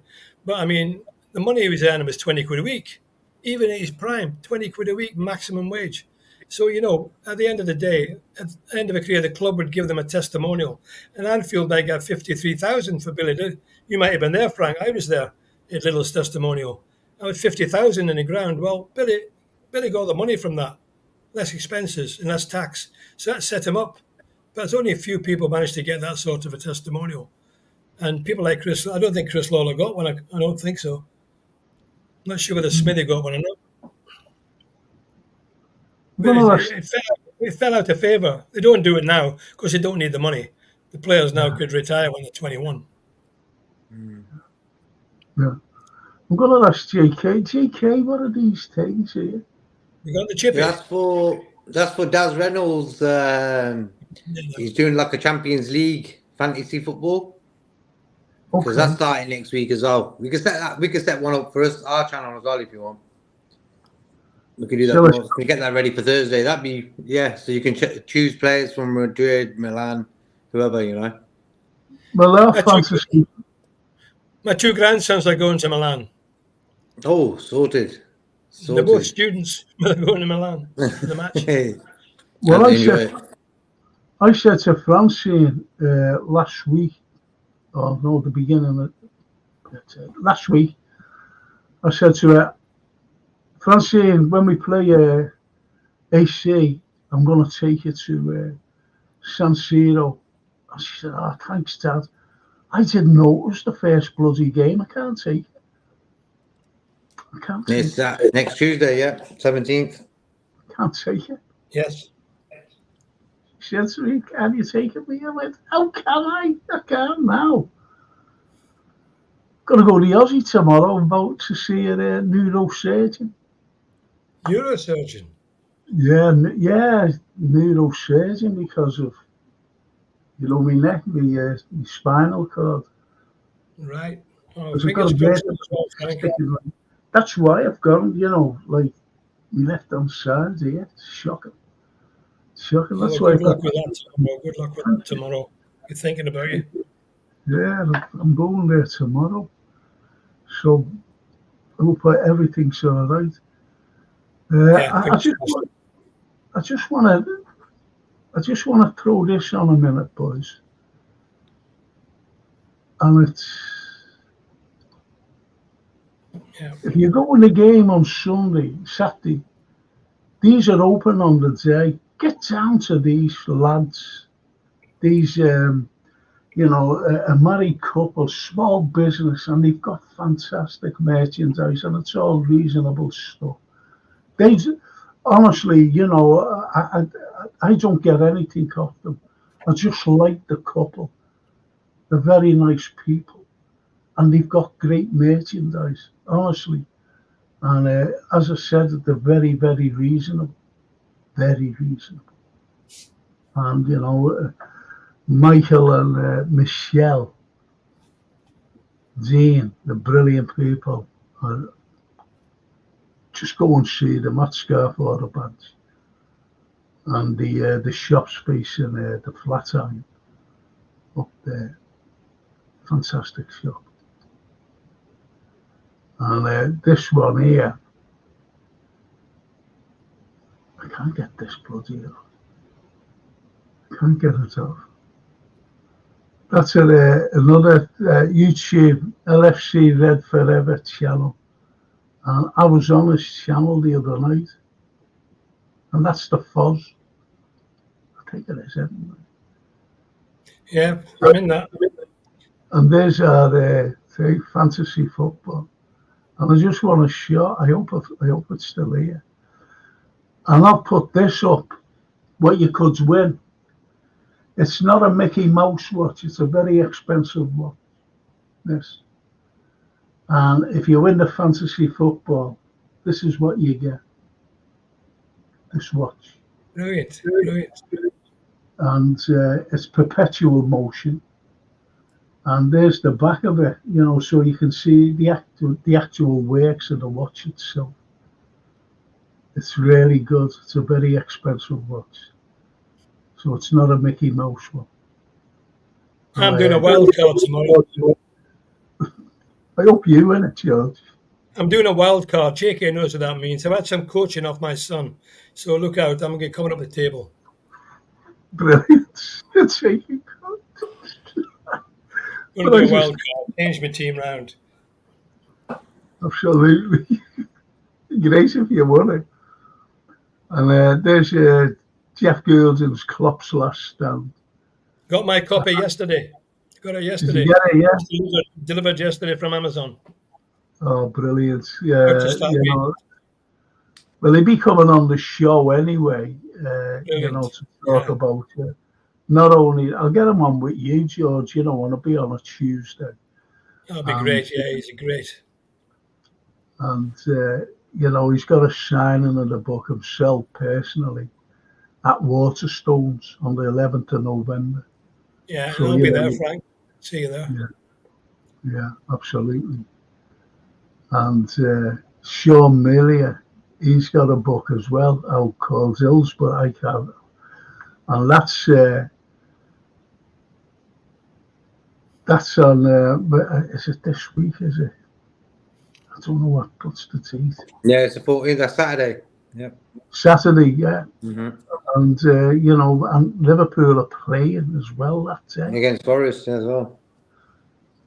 So it's going to be hard, unfortunately. But, nevertheless, you'll be able to get it online. I'll get some more details, and it's about Hillsborough. But it's like one boy's story of a tragedy. And I think it's I can't read it. And there's another thing there. The lost Shankly boy, George Scott Sanfield here. Good little book, man. Yeah. Look, do you know that picture there, George? The front cover. Yeah. Look at it. Look at the kids on top of the fence. I know, you couldn't get away with that now. They would never be able to do that now. Yeah, you would. Like wouldn't. I said before, Shankly's saying to me, "Stand up, son, you're a bloody athlete." I was leaning on my knees. I was knackered, just on a lap of the pitch. But, you just look at that particular picture. Yeah. Mm-hmm. And leaning against the wall. You get all the young, kids. That's like me could be sitting on there, because I was that age then. I mean, Ian St. John's right below them. If you look next to Shankly, that's St. John. And the kids are right above him. They're idle, right above him. Mm-hmm. It's incredible. I wonder where they are now, these kids. They'll all be in their 70s. Yeah. 60s. Yeah. 70s, 60s, 70s. Incredible. And, one of the reasons I wrote that book was to give a legacy and to bring a memory of Shankly and Paisley and Reuben and all those people for the modern generation. So you buy the book and read it and see what happened, what it was like inside of all the players and might not know who were talented but didn't get the chance. Big players. There's a chapter on Ronnie, chapter on Carey, chapter on Shankly. So there's chapters on all these guys, and people understand what made them tick. Well, they are, look. Harvey Elliott's out for 6 to 8 weeks. Oh, no. And Brian says as well, Mac is out. Mac is sort of carrying an injury, isn't he? He's been training with Argentina, but I think that was from the Casemiro challenge against United. He got kicked in the abdomen. And I think he sort of carried on with that. For me, straight away, these games were not that important for Argentina, He shouldn't have even gone. I just don't like this international break. It's too much. It's too much, man. It's too much. It's like these. I wonder what Harvey Elliott got Dijk. injured. He's not playing for England, is he? I wonder if he was injured in training. Who was that, George? Harvey Elliott. He's not playing for England, is he? So it must be in training. Maybe it's the under-21s. Was he with them? Yeah, I possibly. don't I don't know. know. It could be with that. Maybe because I think they played yesterday. Kwanzaa played yesterday, 90 minutes. I'm sure Harvey Elliott did. I think Uncle He might have Rod's done, was yeah. at the Yeah, game. probably, yeah. Yeah, I think that's what it was. Yeah, but That's a like, shame. Harvey Elliott hasn't kicked the ball this season. That's what Eba just said as well. Yeah, he hasn't really been That's right, involved yeah, and hasn't stuff. played, has he? But for me, he was just getting back from that injury he had back in the days. Now he was sound, you know, he was playing good. And Yeah, Leeds United, wasn't it? Leeds United, he got yeah, injured. Leeds United game, he got injured, you know. Serious injury. Yeah, injuries. Ben Doak's back playing. Ben Doak was playing for Scotland the other day. Yeah, he was. Yeah, he played. He's had two Ben games. Doak He is played playing twice. for Scotland. Yeah. Well, the point is, if Harvey Elliott, as JK said there, hasn't played, then all of a sudden he starts playing in an international, whether it's under 21 or whatever. Injuries occur. And Brian says, Steve, seriously, I heard Macca is out. Yeah, I did hear that. I heard he was injured in Argentina. And then I said, you know what? I think we can cope without McAllister for the Forest game. Curtis Jones will probably come in if he's fit. If he's fit enough. Who else is there? Elliott's out now, so he's another choice out the window. Jones, you want to chuck him straight in? That's the question, you know. That could be a bit of a hindrance. Who else is there? This is what I'm saying. Letting people like Bajcetic go, Doak. I told you there's going to be a time where you could put a Bajcetic in. You know, for me against Forest, perfect game for him to do a job. What do? We end up giving these guys out on loan like we don't really want them. I don't really understand who made them decisions. And the more and more the transfer window went on, in the last week, it just went mad. Instead of us getting players in, we got Chiesa in. We're letting Bajcetic go, Doak go, Cavalier go, the other lad. So there's about 4 players there, Clark as well. 4 players who could have done a job if needed. You know?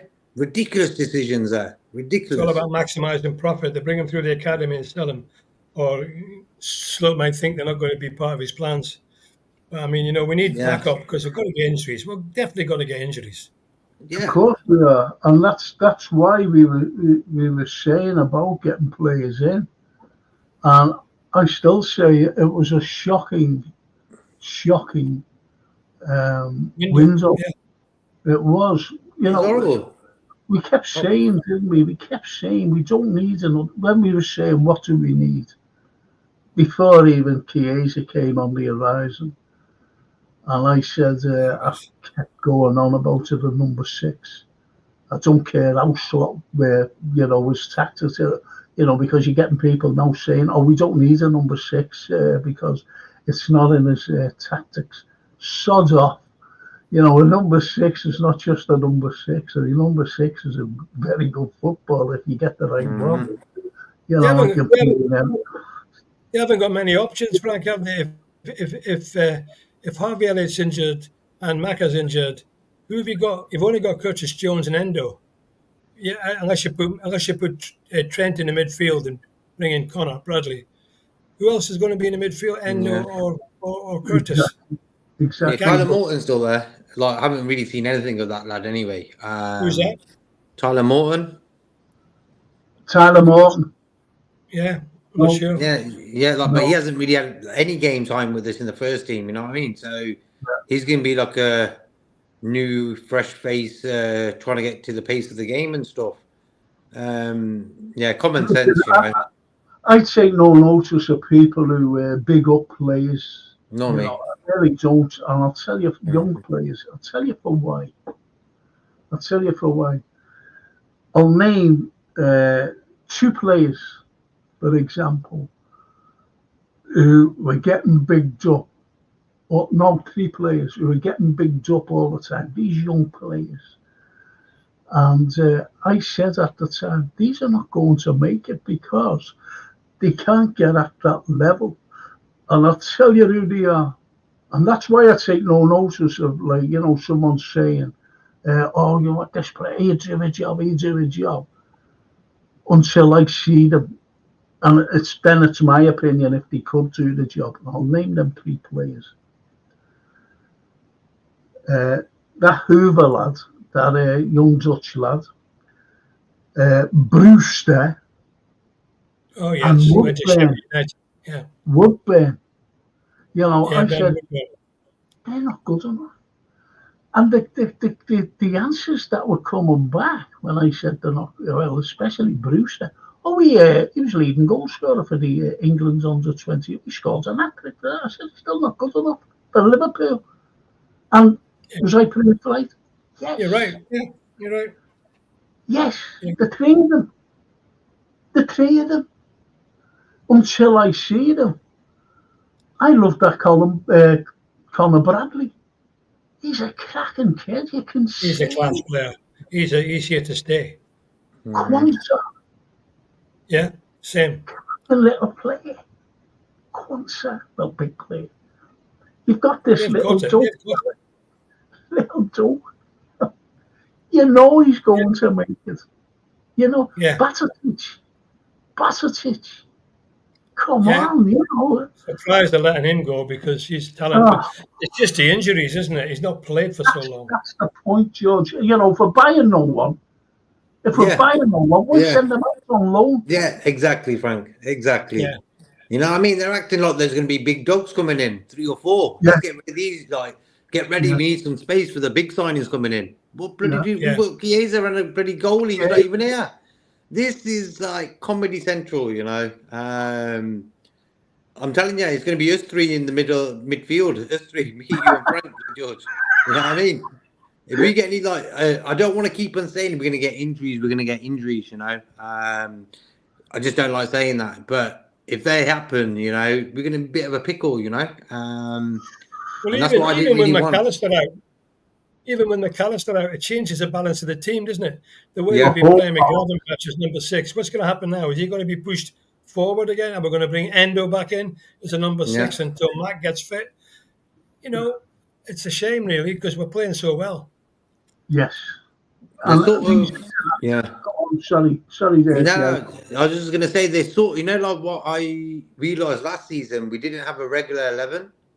Chop and change, and I had to do that because the way the season was. But it was good to see a same 11 team playing every week now. Yeah, you know, I agree. It was a nice feeling, and the players know that. That's why I said about Gravenberch.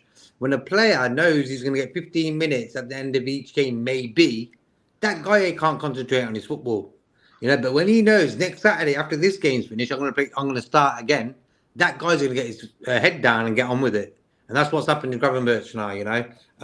And seeing, like, for me, McAllister, Szoboszlai are the 2 regular guys. It's that other spot that could go to anyone, if you understand my point. Yeah. So, for me, McAllister is such a player who don't make a lot of noise, but silently, he's a little destroyer. He gets stuck in more than anyone. Just watch that lad play football. He gets stuck in. I think that's the Argentinian blood in him. I don't know what it is, but he gets stuck in, and I don't really want him to see him missing.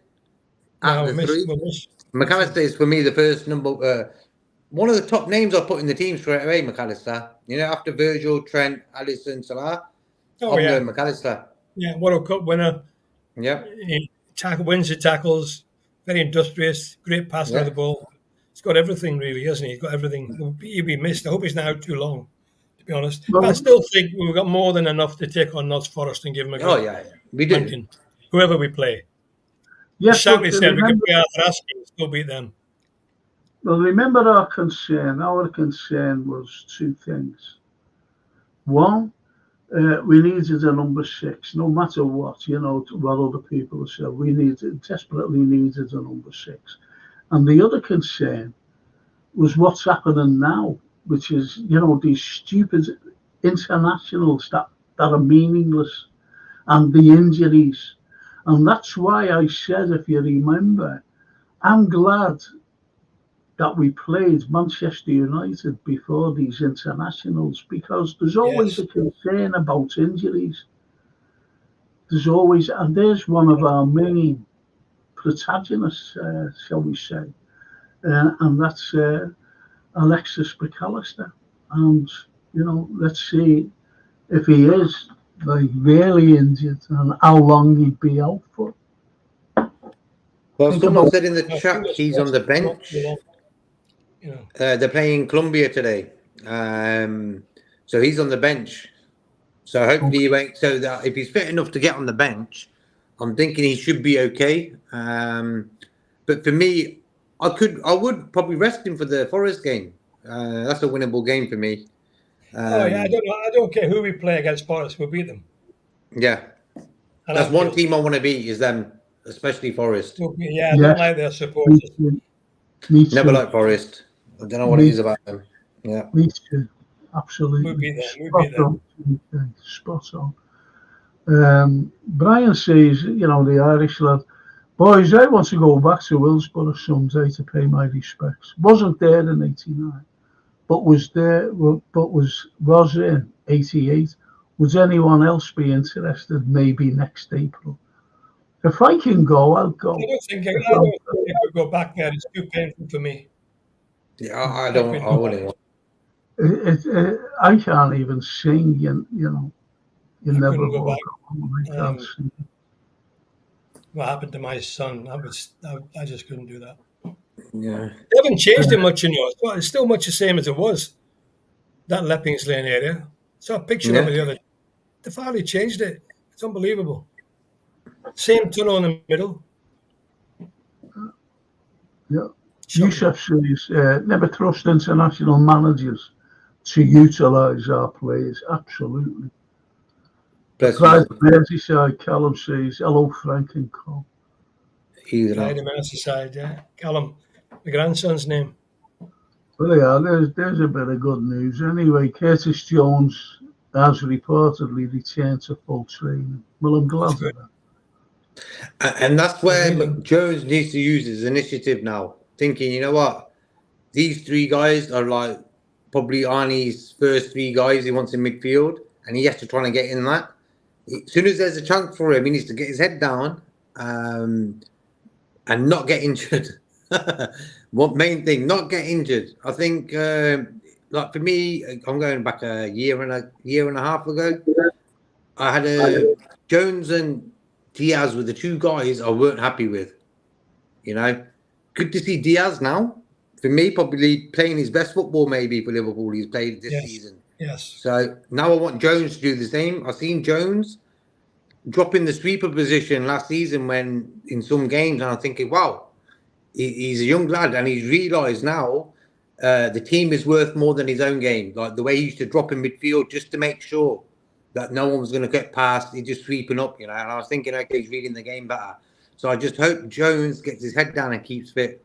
Just for his career, it's very important because me and Frank said this season is very important for that lad. That's true, that. And as IBR says, we don't have as much depth as last season. Absolutely. Sure. And Steve says injuries occur very quickly to players that have limited or no game time. And when they play, they pick up muscle. Spot on. Yes. And that's the point. Yes. Now, as IBR says, I'm going to go straight down here, boys, as well. We still have Morton. Now, Tyler Morton, and Steve says Tyler Morton is a better player than Curtis Jones. He's a good player, Tyler Morton. He's a good player, to be fair. Well, I'm not sure. And I think McConnell did well for us last season, says IBR. Point is, though, I'm not sure. I'm not 100% convinced with not the level we want at Anfield, really. I mean, when we're going for the league championship, really, it's we've no problem up front. It's the midfield that's worrying me a bit, and the defense. But defense is a lot tighter in the last 3 games. But let's hope we can keep it that way and not lose goals. But you're right, it's injuries. Injuries is a worry, to be honest. I've heard news this morning up at the club this morning, rumours that Salah's in negotiations for a new contract. Same as Virgil, that's what I've heard. Yeah. He wants to stay, and his kids are well settled here. He thinks the Saudi league's beneath him. He's no interest in going there. because he There you wants to go. break records at Anfield. So I think we'll get some news on that in the not too distant future. Well, I said, I did say there's no way we're getting no players. We're getting no players in. See, I still say this, whether you agree. I'm not saying to you, George, or you, JK. I'm saying to the chat, to everybody. Even if someone watches this outside, I'll say this: that Chiesa wasn't an appeasement for the fans. It's as simple as that. We didn't need a forward. We didn't need a forward because it's been proved. I said, JK said, you said also, George, that we've got the forwards. We've got 4 forwards there who can score against anybody. Best in the league. Ipswich game, it's been proved. It's been proved. Our forwards have been scoring. Every one of them. You see what I mean? So these are. He was an appeasement player. Now with these injuries, we knew that there'd be injury. We knew it. Yeah. I'm not saying now. The season is. We've only played 3 bloody games, and now. Yeah. Wait till Christmas. We've got these, but 2 stupid international meaningless games. Meaningless to me.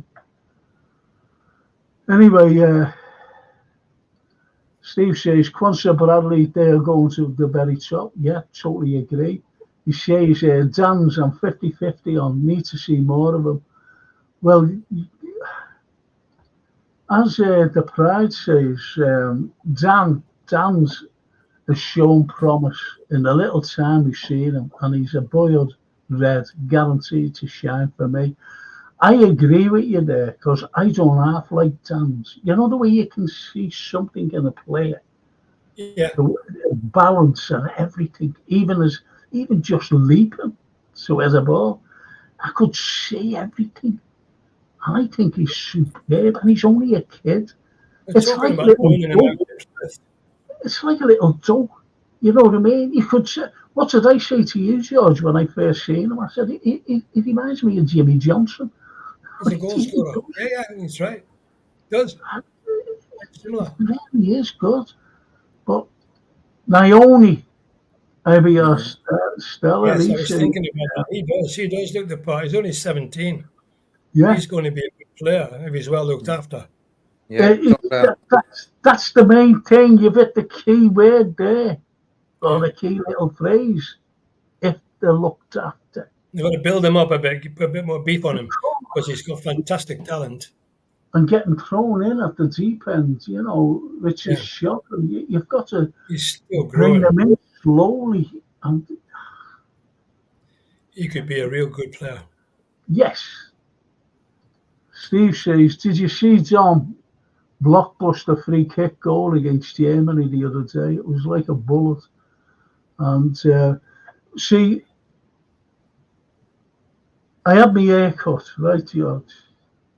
And I had my hair cut. And my barber, Big Red, he comes, you see, because I can't get through. And he's a lovely fella, but he's a Big Red. And we talk about football. And he doesn't like Dominic Szoboszlai. I said, you don't like? I think he's great.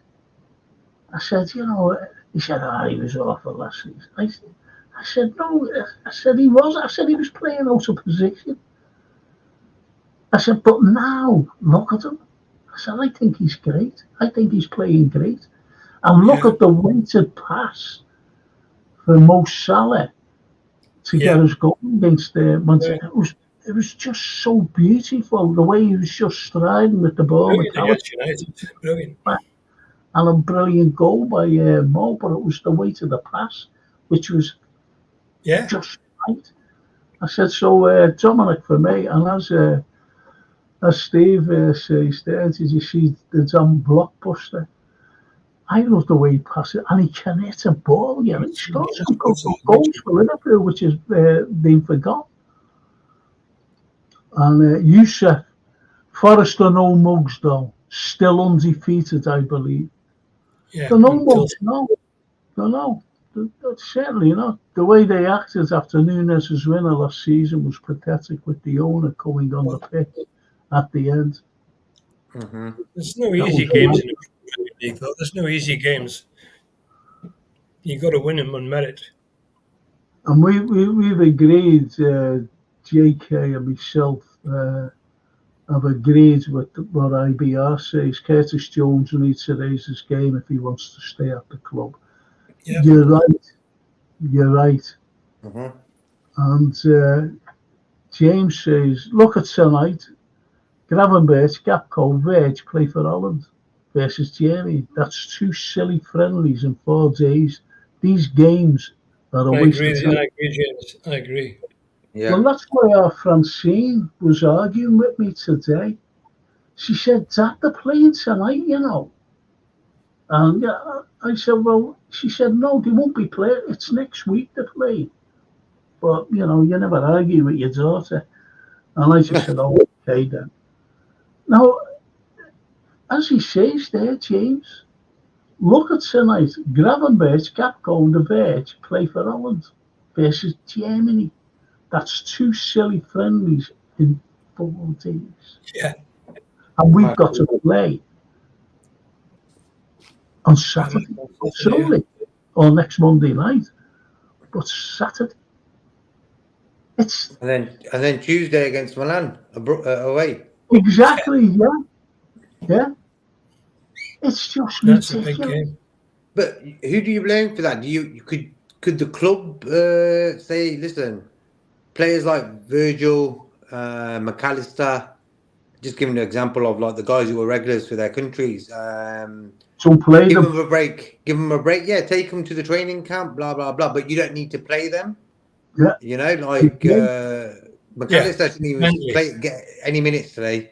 He should just sit on that bench and then cool. You know, I don't know about the minutes what Virgil got today, but for me, friendly should be a time where managers could test other players out. Because like for me, Virgil's number 1 for Holland.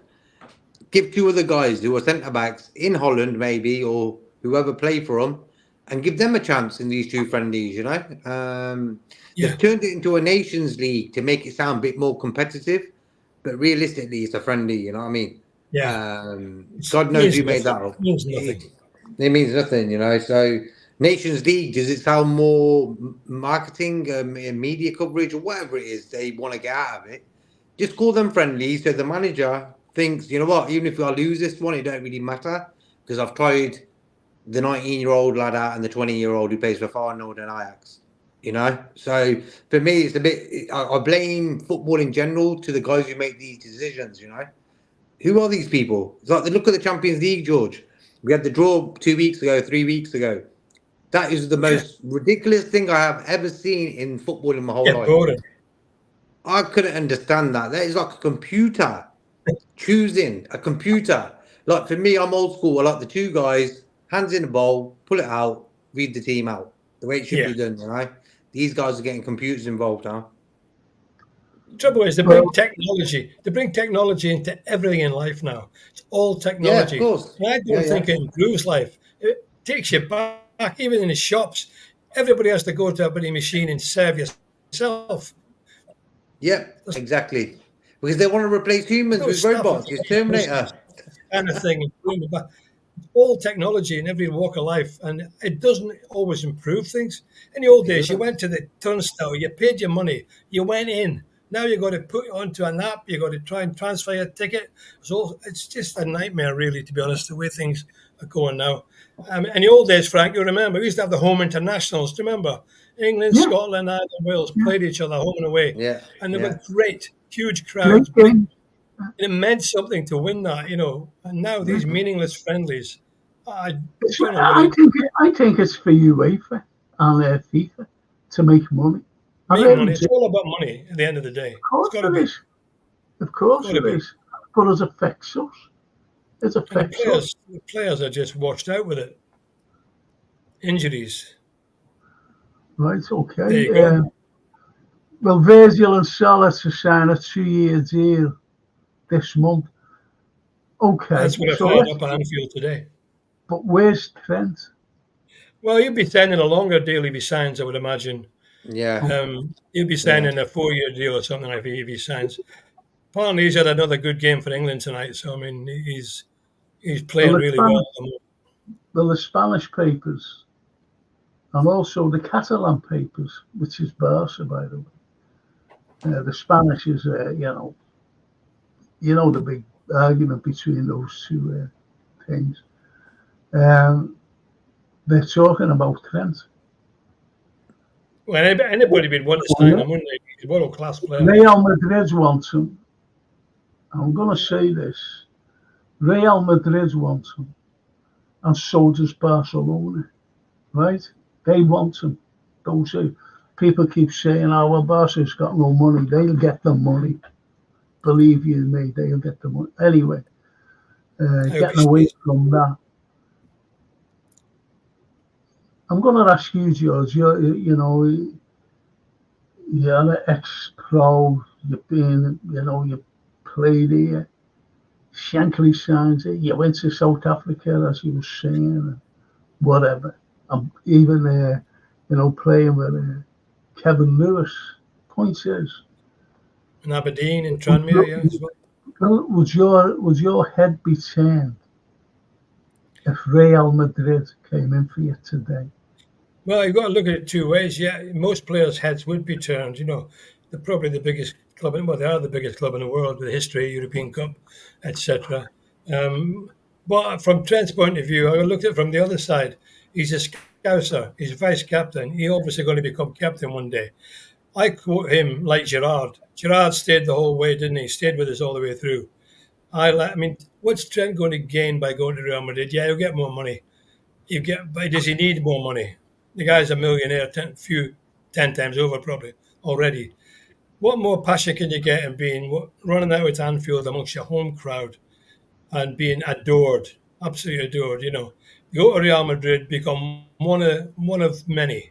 Mbappe, whoever else is there. He's just going to be another player there, away from home, a foreign country. Okay, he's young and he can adapt. But if it was me, I wouldn't want to play anywhere but Liverpool. Anywhere but Liverpool. No, that's a great comment, a fair comment, because he is a Scouser. He really is a Scouser. But he's young.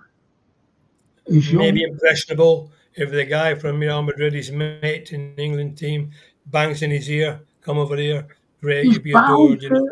Look, they talk to each other. So he's got a choice. It's up to the lad. It's up to the lad. He's have to make a choice.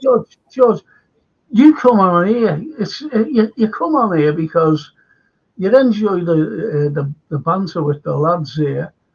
And giving your expert opinion as well, which everybody loves. The point is, I'm making Jude Bellingham, the best of mates. It's like you and God. All of a sudden, you're not going to stop talking to Gordon, are you? No. Now, when you finish here, you'll be talking to Gordon like in the next couple of days. You'll be talking to him next week. Exactly, that's what I'm saying. Now, he's getting this fantastic in Madrid, And I'm not talking about money here. I'm talking about lifestyle. The weather's fantastic. I live in a cracking place. Most probably he's been there. Playing with Mbappe, you're playing with all these great players. You win the European Cup. Will you win it with Liverpool? You might not. It's unlikely. You'll win it with Real Madrid. That's what we'll be saying. Yeah, but he's won the European Cup with us, hasn't he? I'm sad Liverpool's allowed his contract to come down to 1 year. Yeah, that's what I mean. Crazy management. If you could imagine, anyone's head could be turned, anybody's. And that's what I'm afraid of. But as I said, they're bound to get contracts for the simple reason. There's no way the Trent's going to go in there in January. No way at all. Point is, they would want money for him.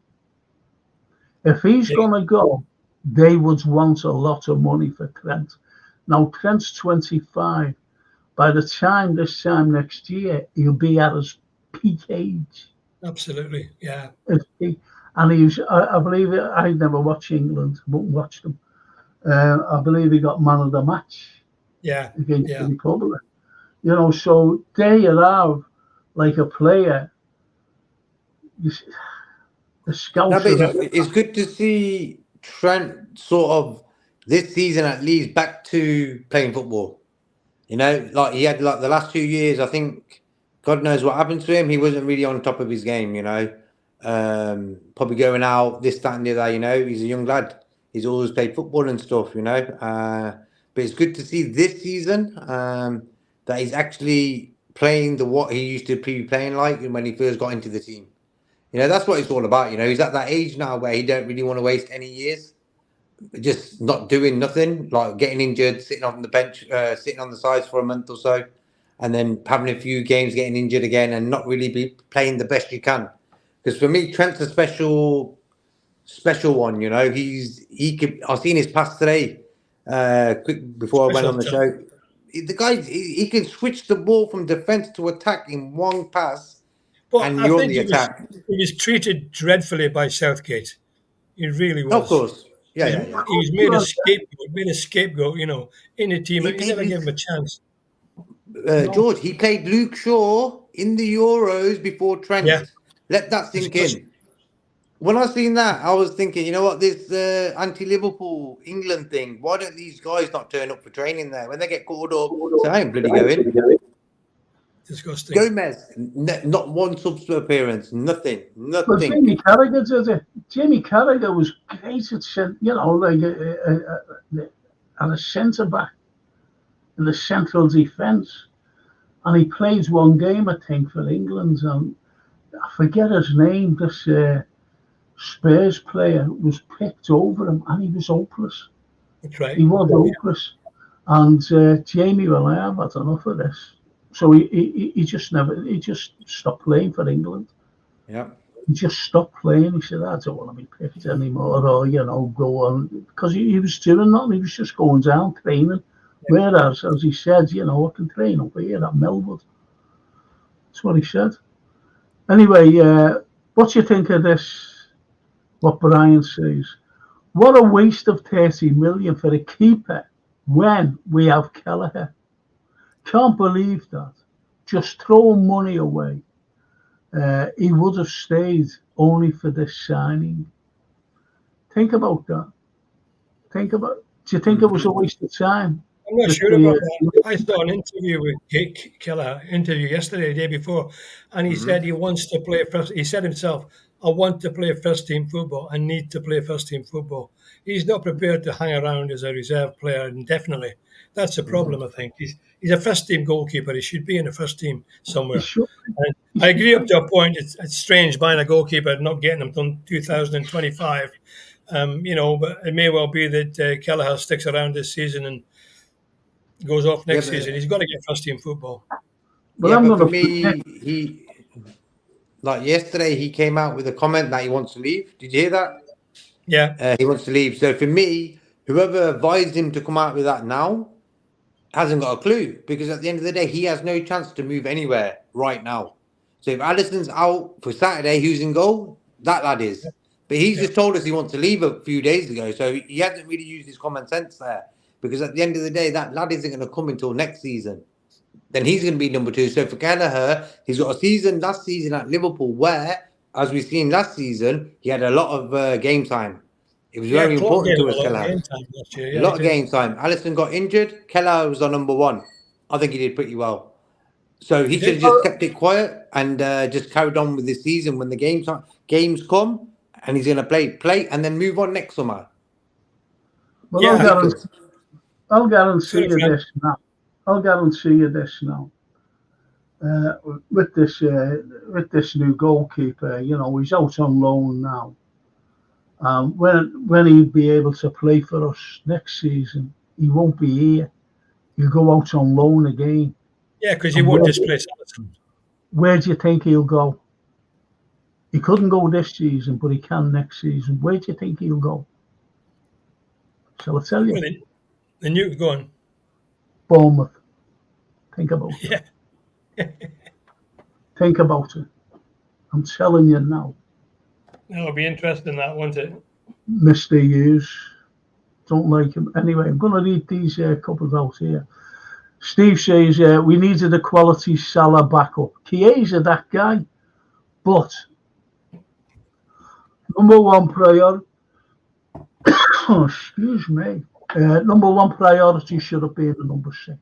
Yes, I agree. Frank says IBR, and the Chiesa deal was a last-minute panic buy to look as though Yes, we have yes. some ambition. Absolutely, absolutely. And I've said it all along, IBR. And he carries on by saying Kumas looks a natural finisher and strokes the ball like a young John Aldridge. He's gone to Stoke City, hasn't he? Yep. Yeah.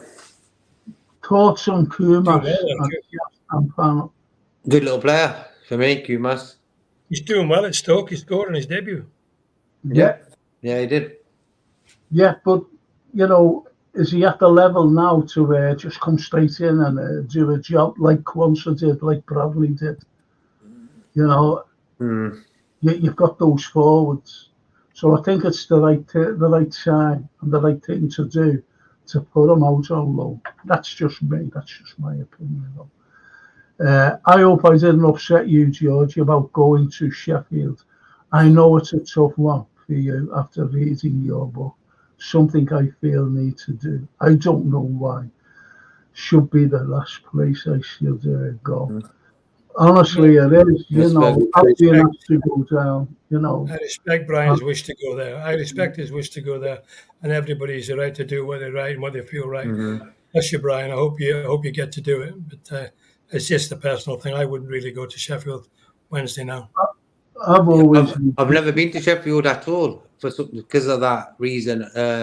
That's nothing to do against Sheffield as a city, but I'm just saying because of that, I've never, even though my cousin lived there, you know, owned a few chip shops actually. I don't know he owns a few chip shops in Sheffield. I've never been to Sheffield at all because of that. So too many memories. Well, I wouldn't. I've refused to go a few times, to be honest. And these are my good friends of mine. I just say no. I can't go back. I'm being honest, you know. So I've been asked a few times to make the pilgrimage down there on the 15th. You know, for the 15th, by the way. And I just can't. I really can't. It kills me. Even talking about it now. Yeah, I know. Kills me. Steve says the AC Milan, right, struggling to sell their tickets for the home game against LFC. Let's go, lads, to the game and sit at the Milan end. Yeah. Well, my grandsons are going, so they'll be flying the flag for me. Sorted. They'll be flying the flag for the pod. This pod, George. They will, yeah. That's Charlie and Callum and Charlie.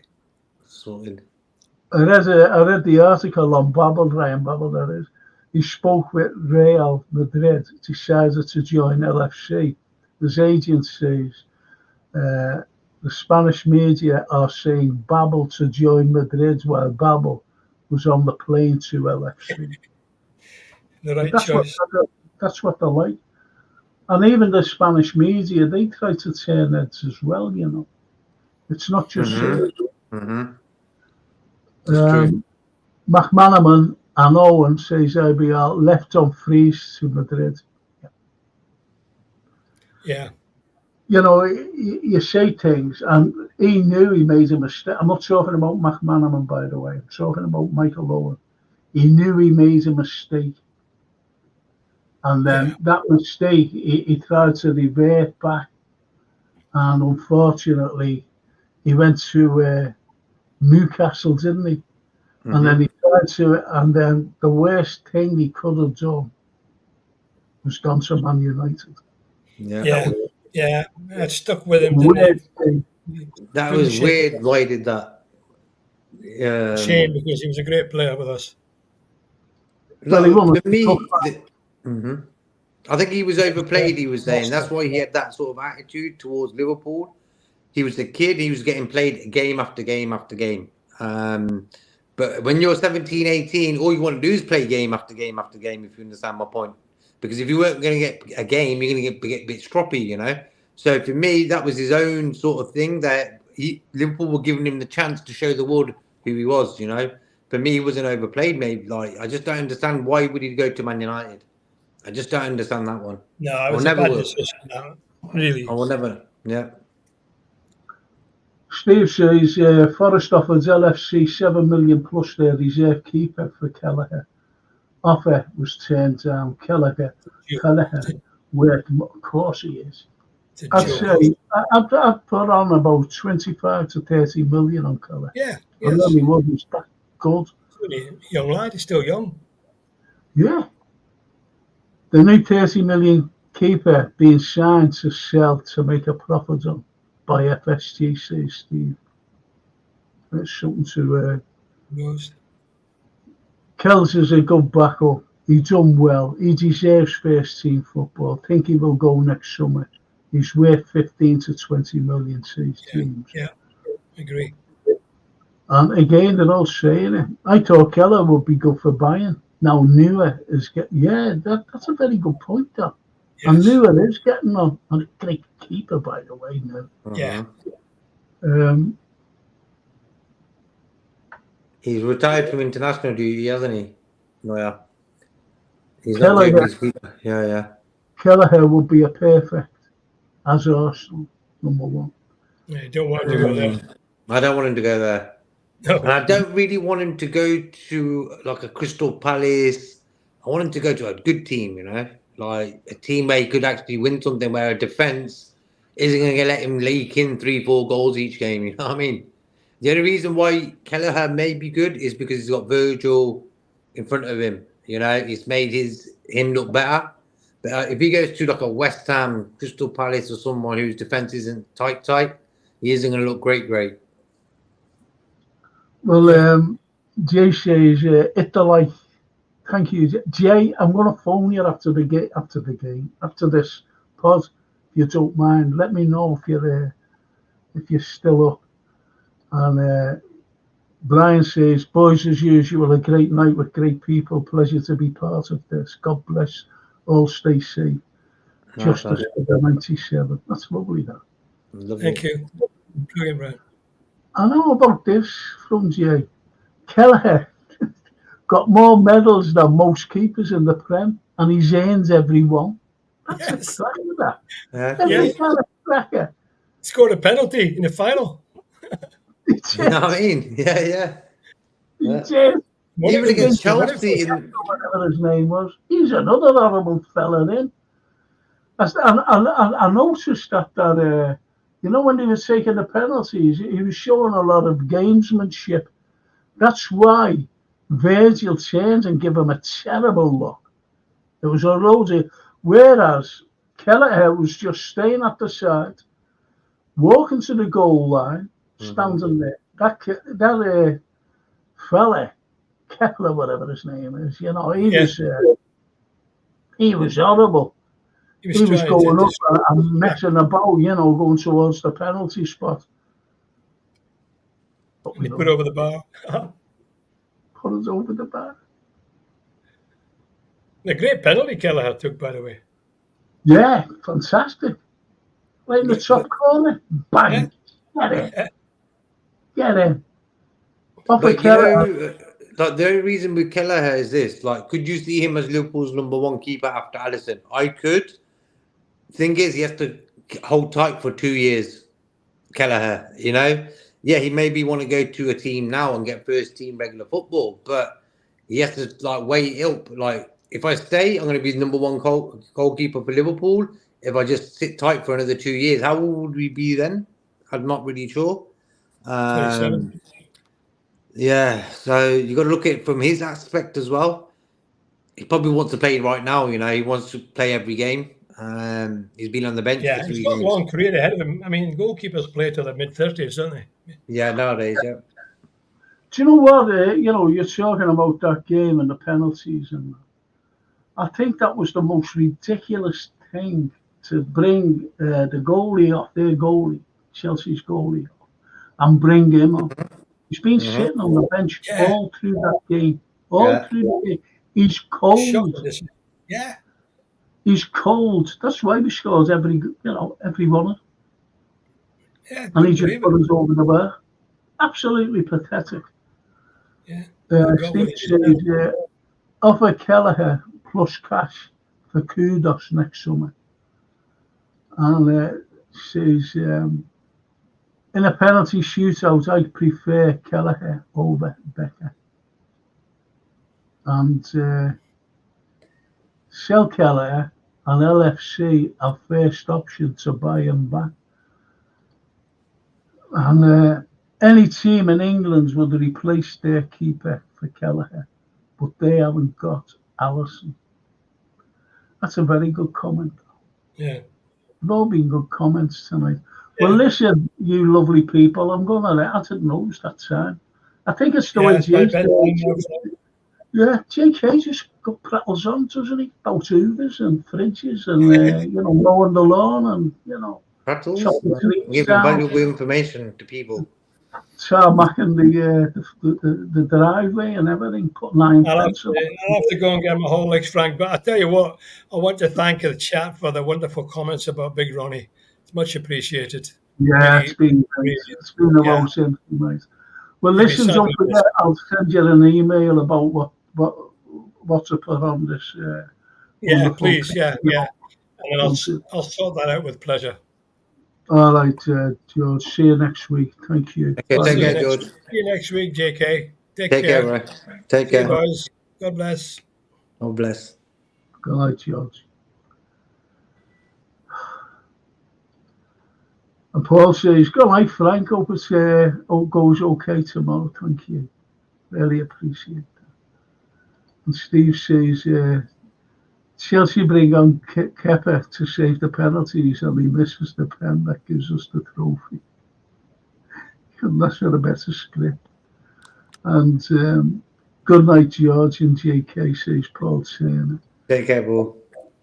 Jay says, rip Colossus, you'll never walk alone. And James says, thanks, George. You're a legend as well. That's lovely. Mm-hmm. Steve, night, George. The prize of Merseyside, Callum. Good night, people. You never walk alone. Rip Big Ron Yeats. The man who made us play in full red, and he did, yeah. He's the first to wear it.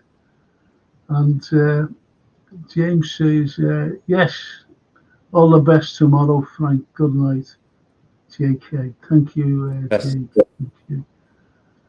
Steve, night, Frank, JK, yes. and Yusuf. Good night, Frank, JK, and the wonderful chat. Lovely, and on that wonderful few comments. JK. I've got to phone this Jay up now. Anyway, Jay, thanks, mate. Okay, take care. And I'll see you on Thursday. See how fit we all are for the Saturday, eh? Okay? Yeah, always. I hope you enjoy your chips now. They might be a bit cold. The bloody reason they're gone cold. That'll warm them up. See you later. See you later. Thank you, chat. Thank you so much. And hopefully see you all on Thursday. Thank you so much. Bye now.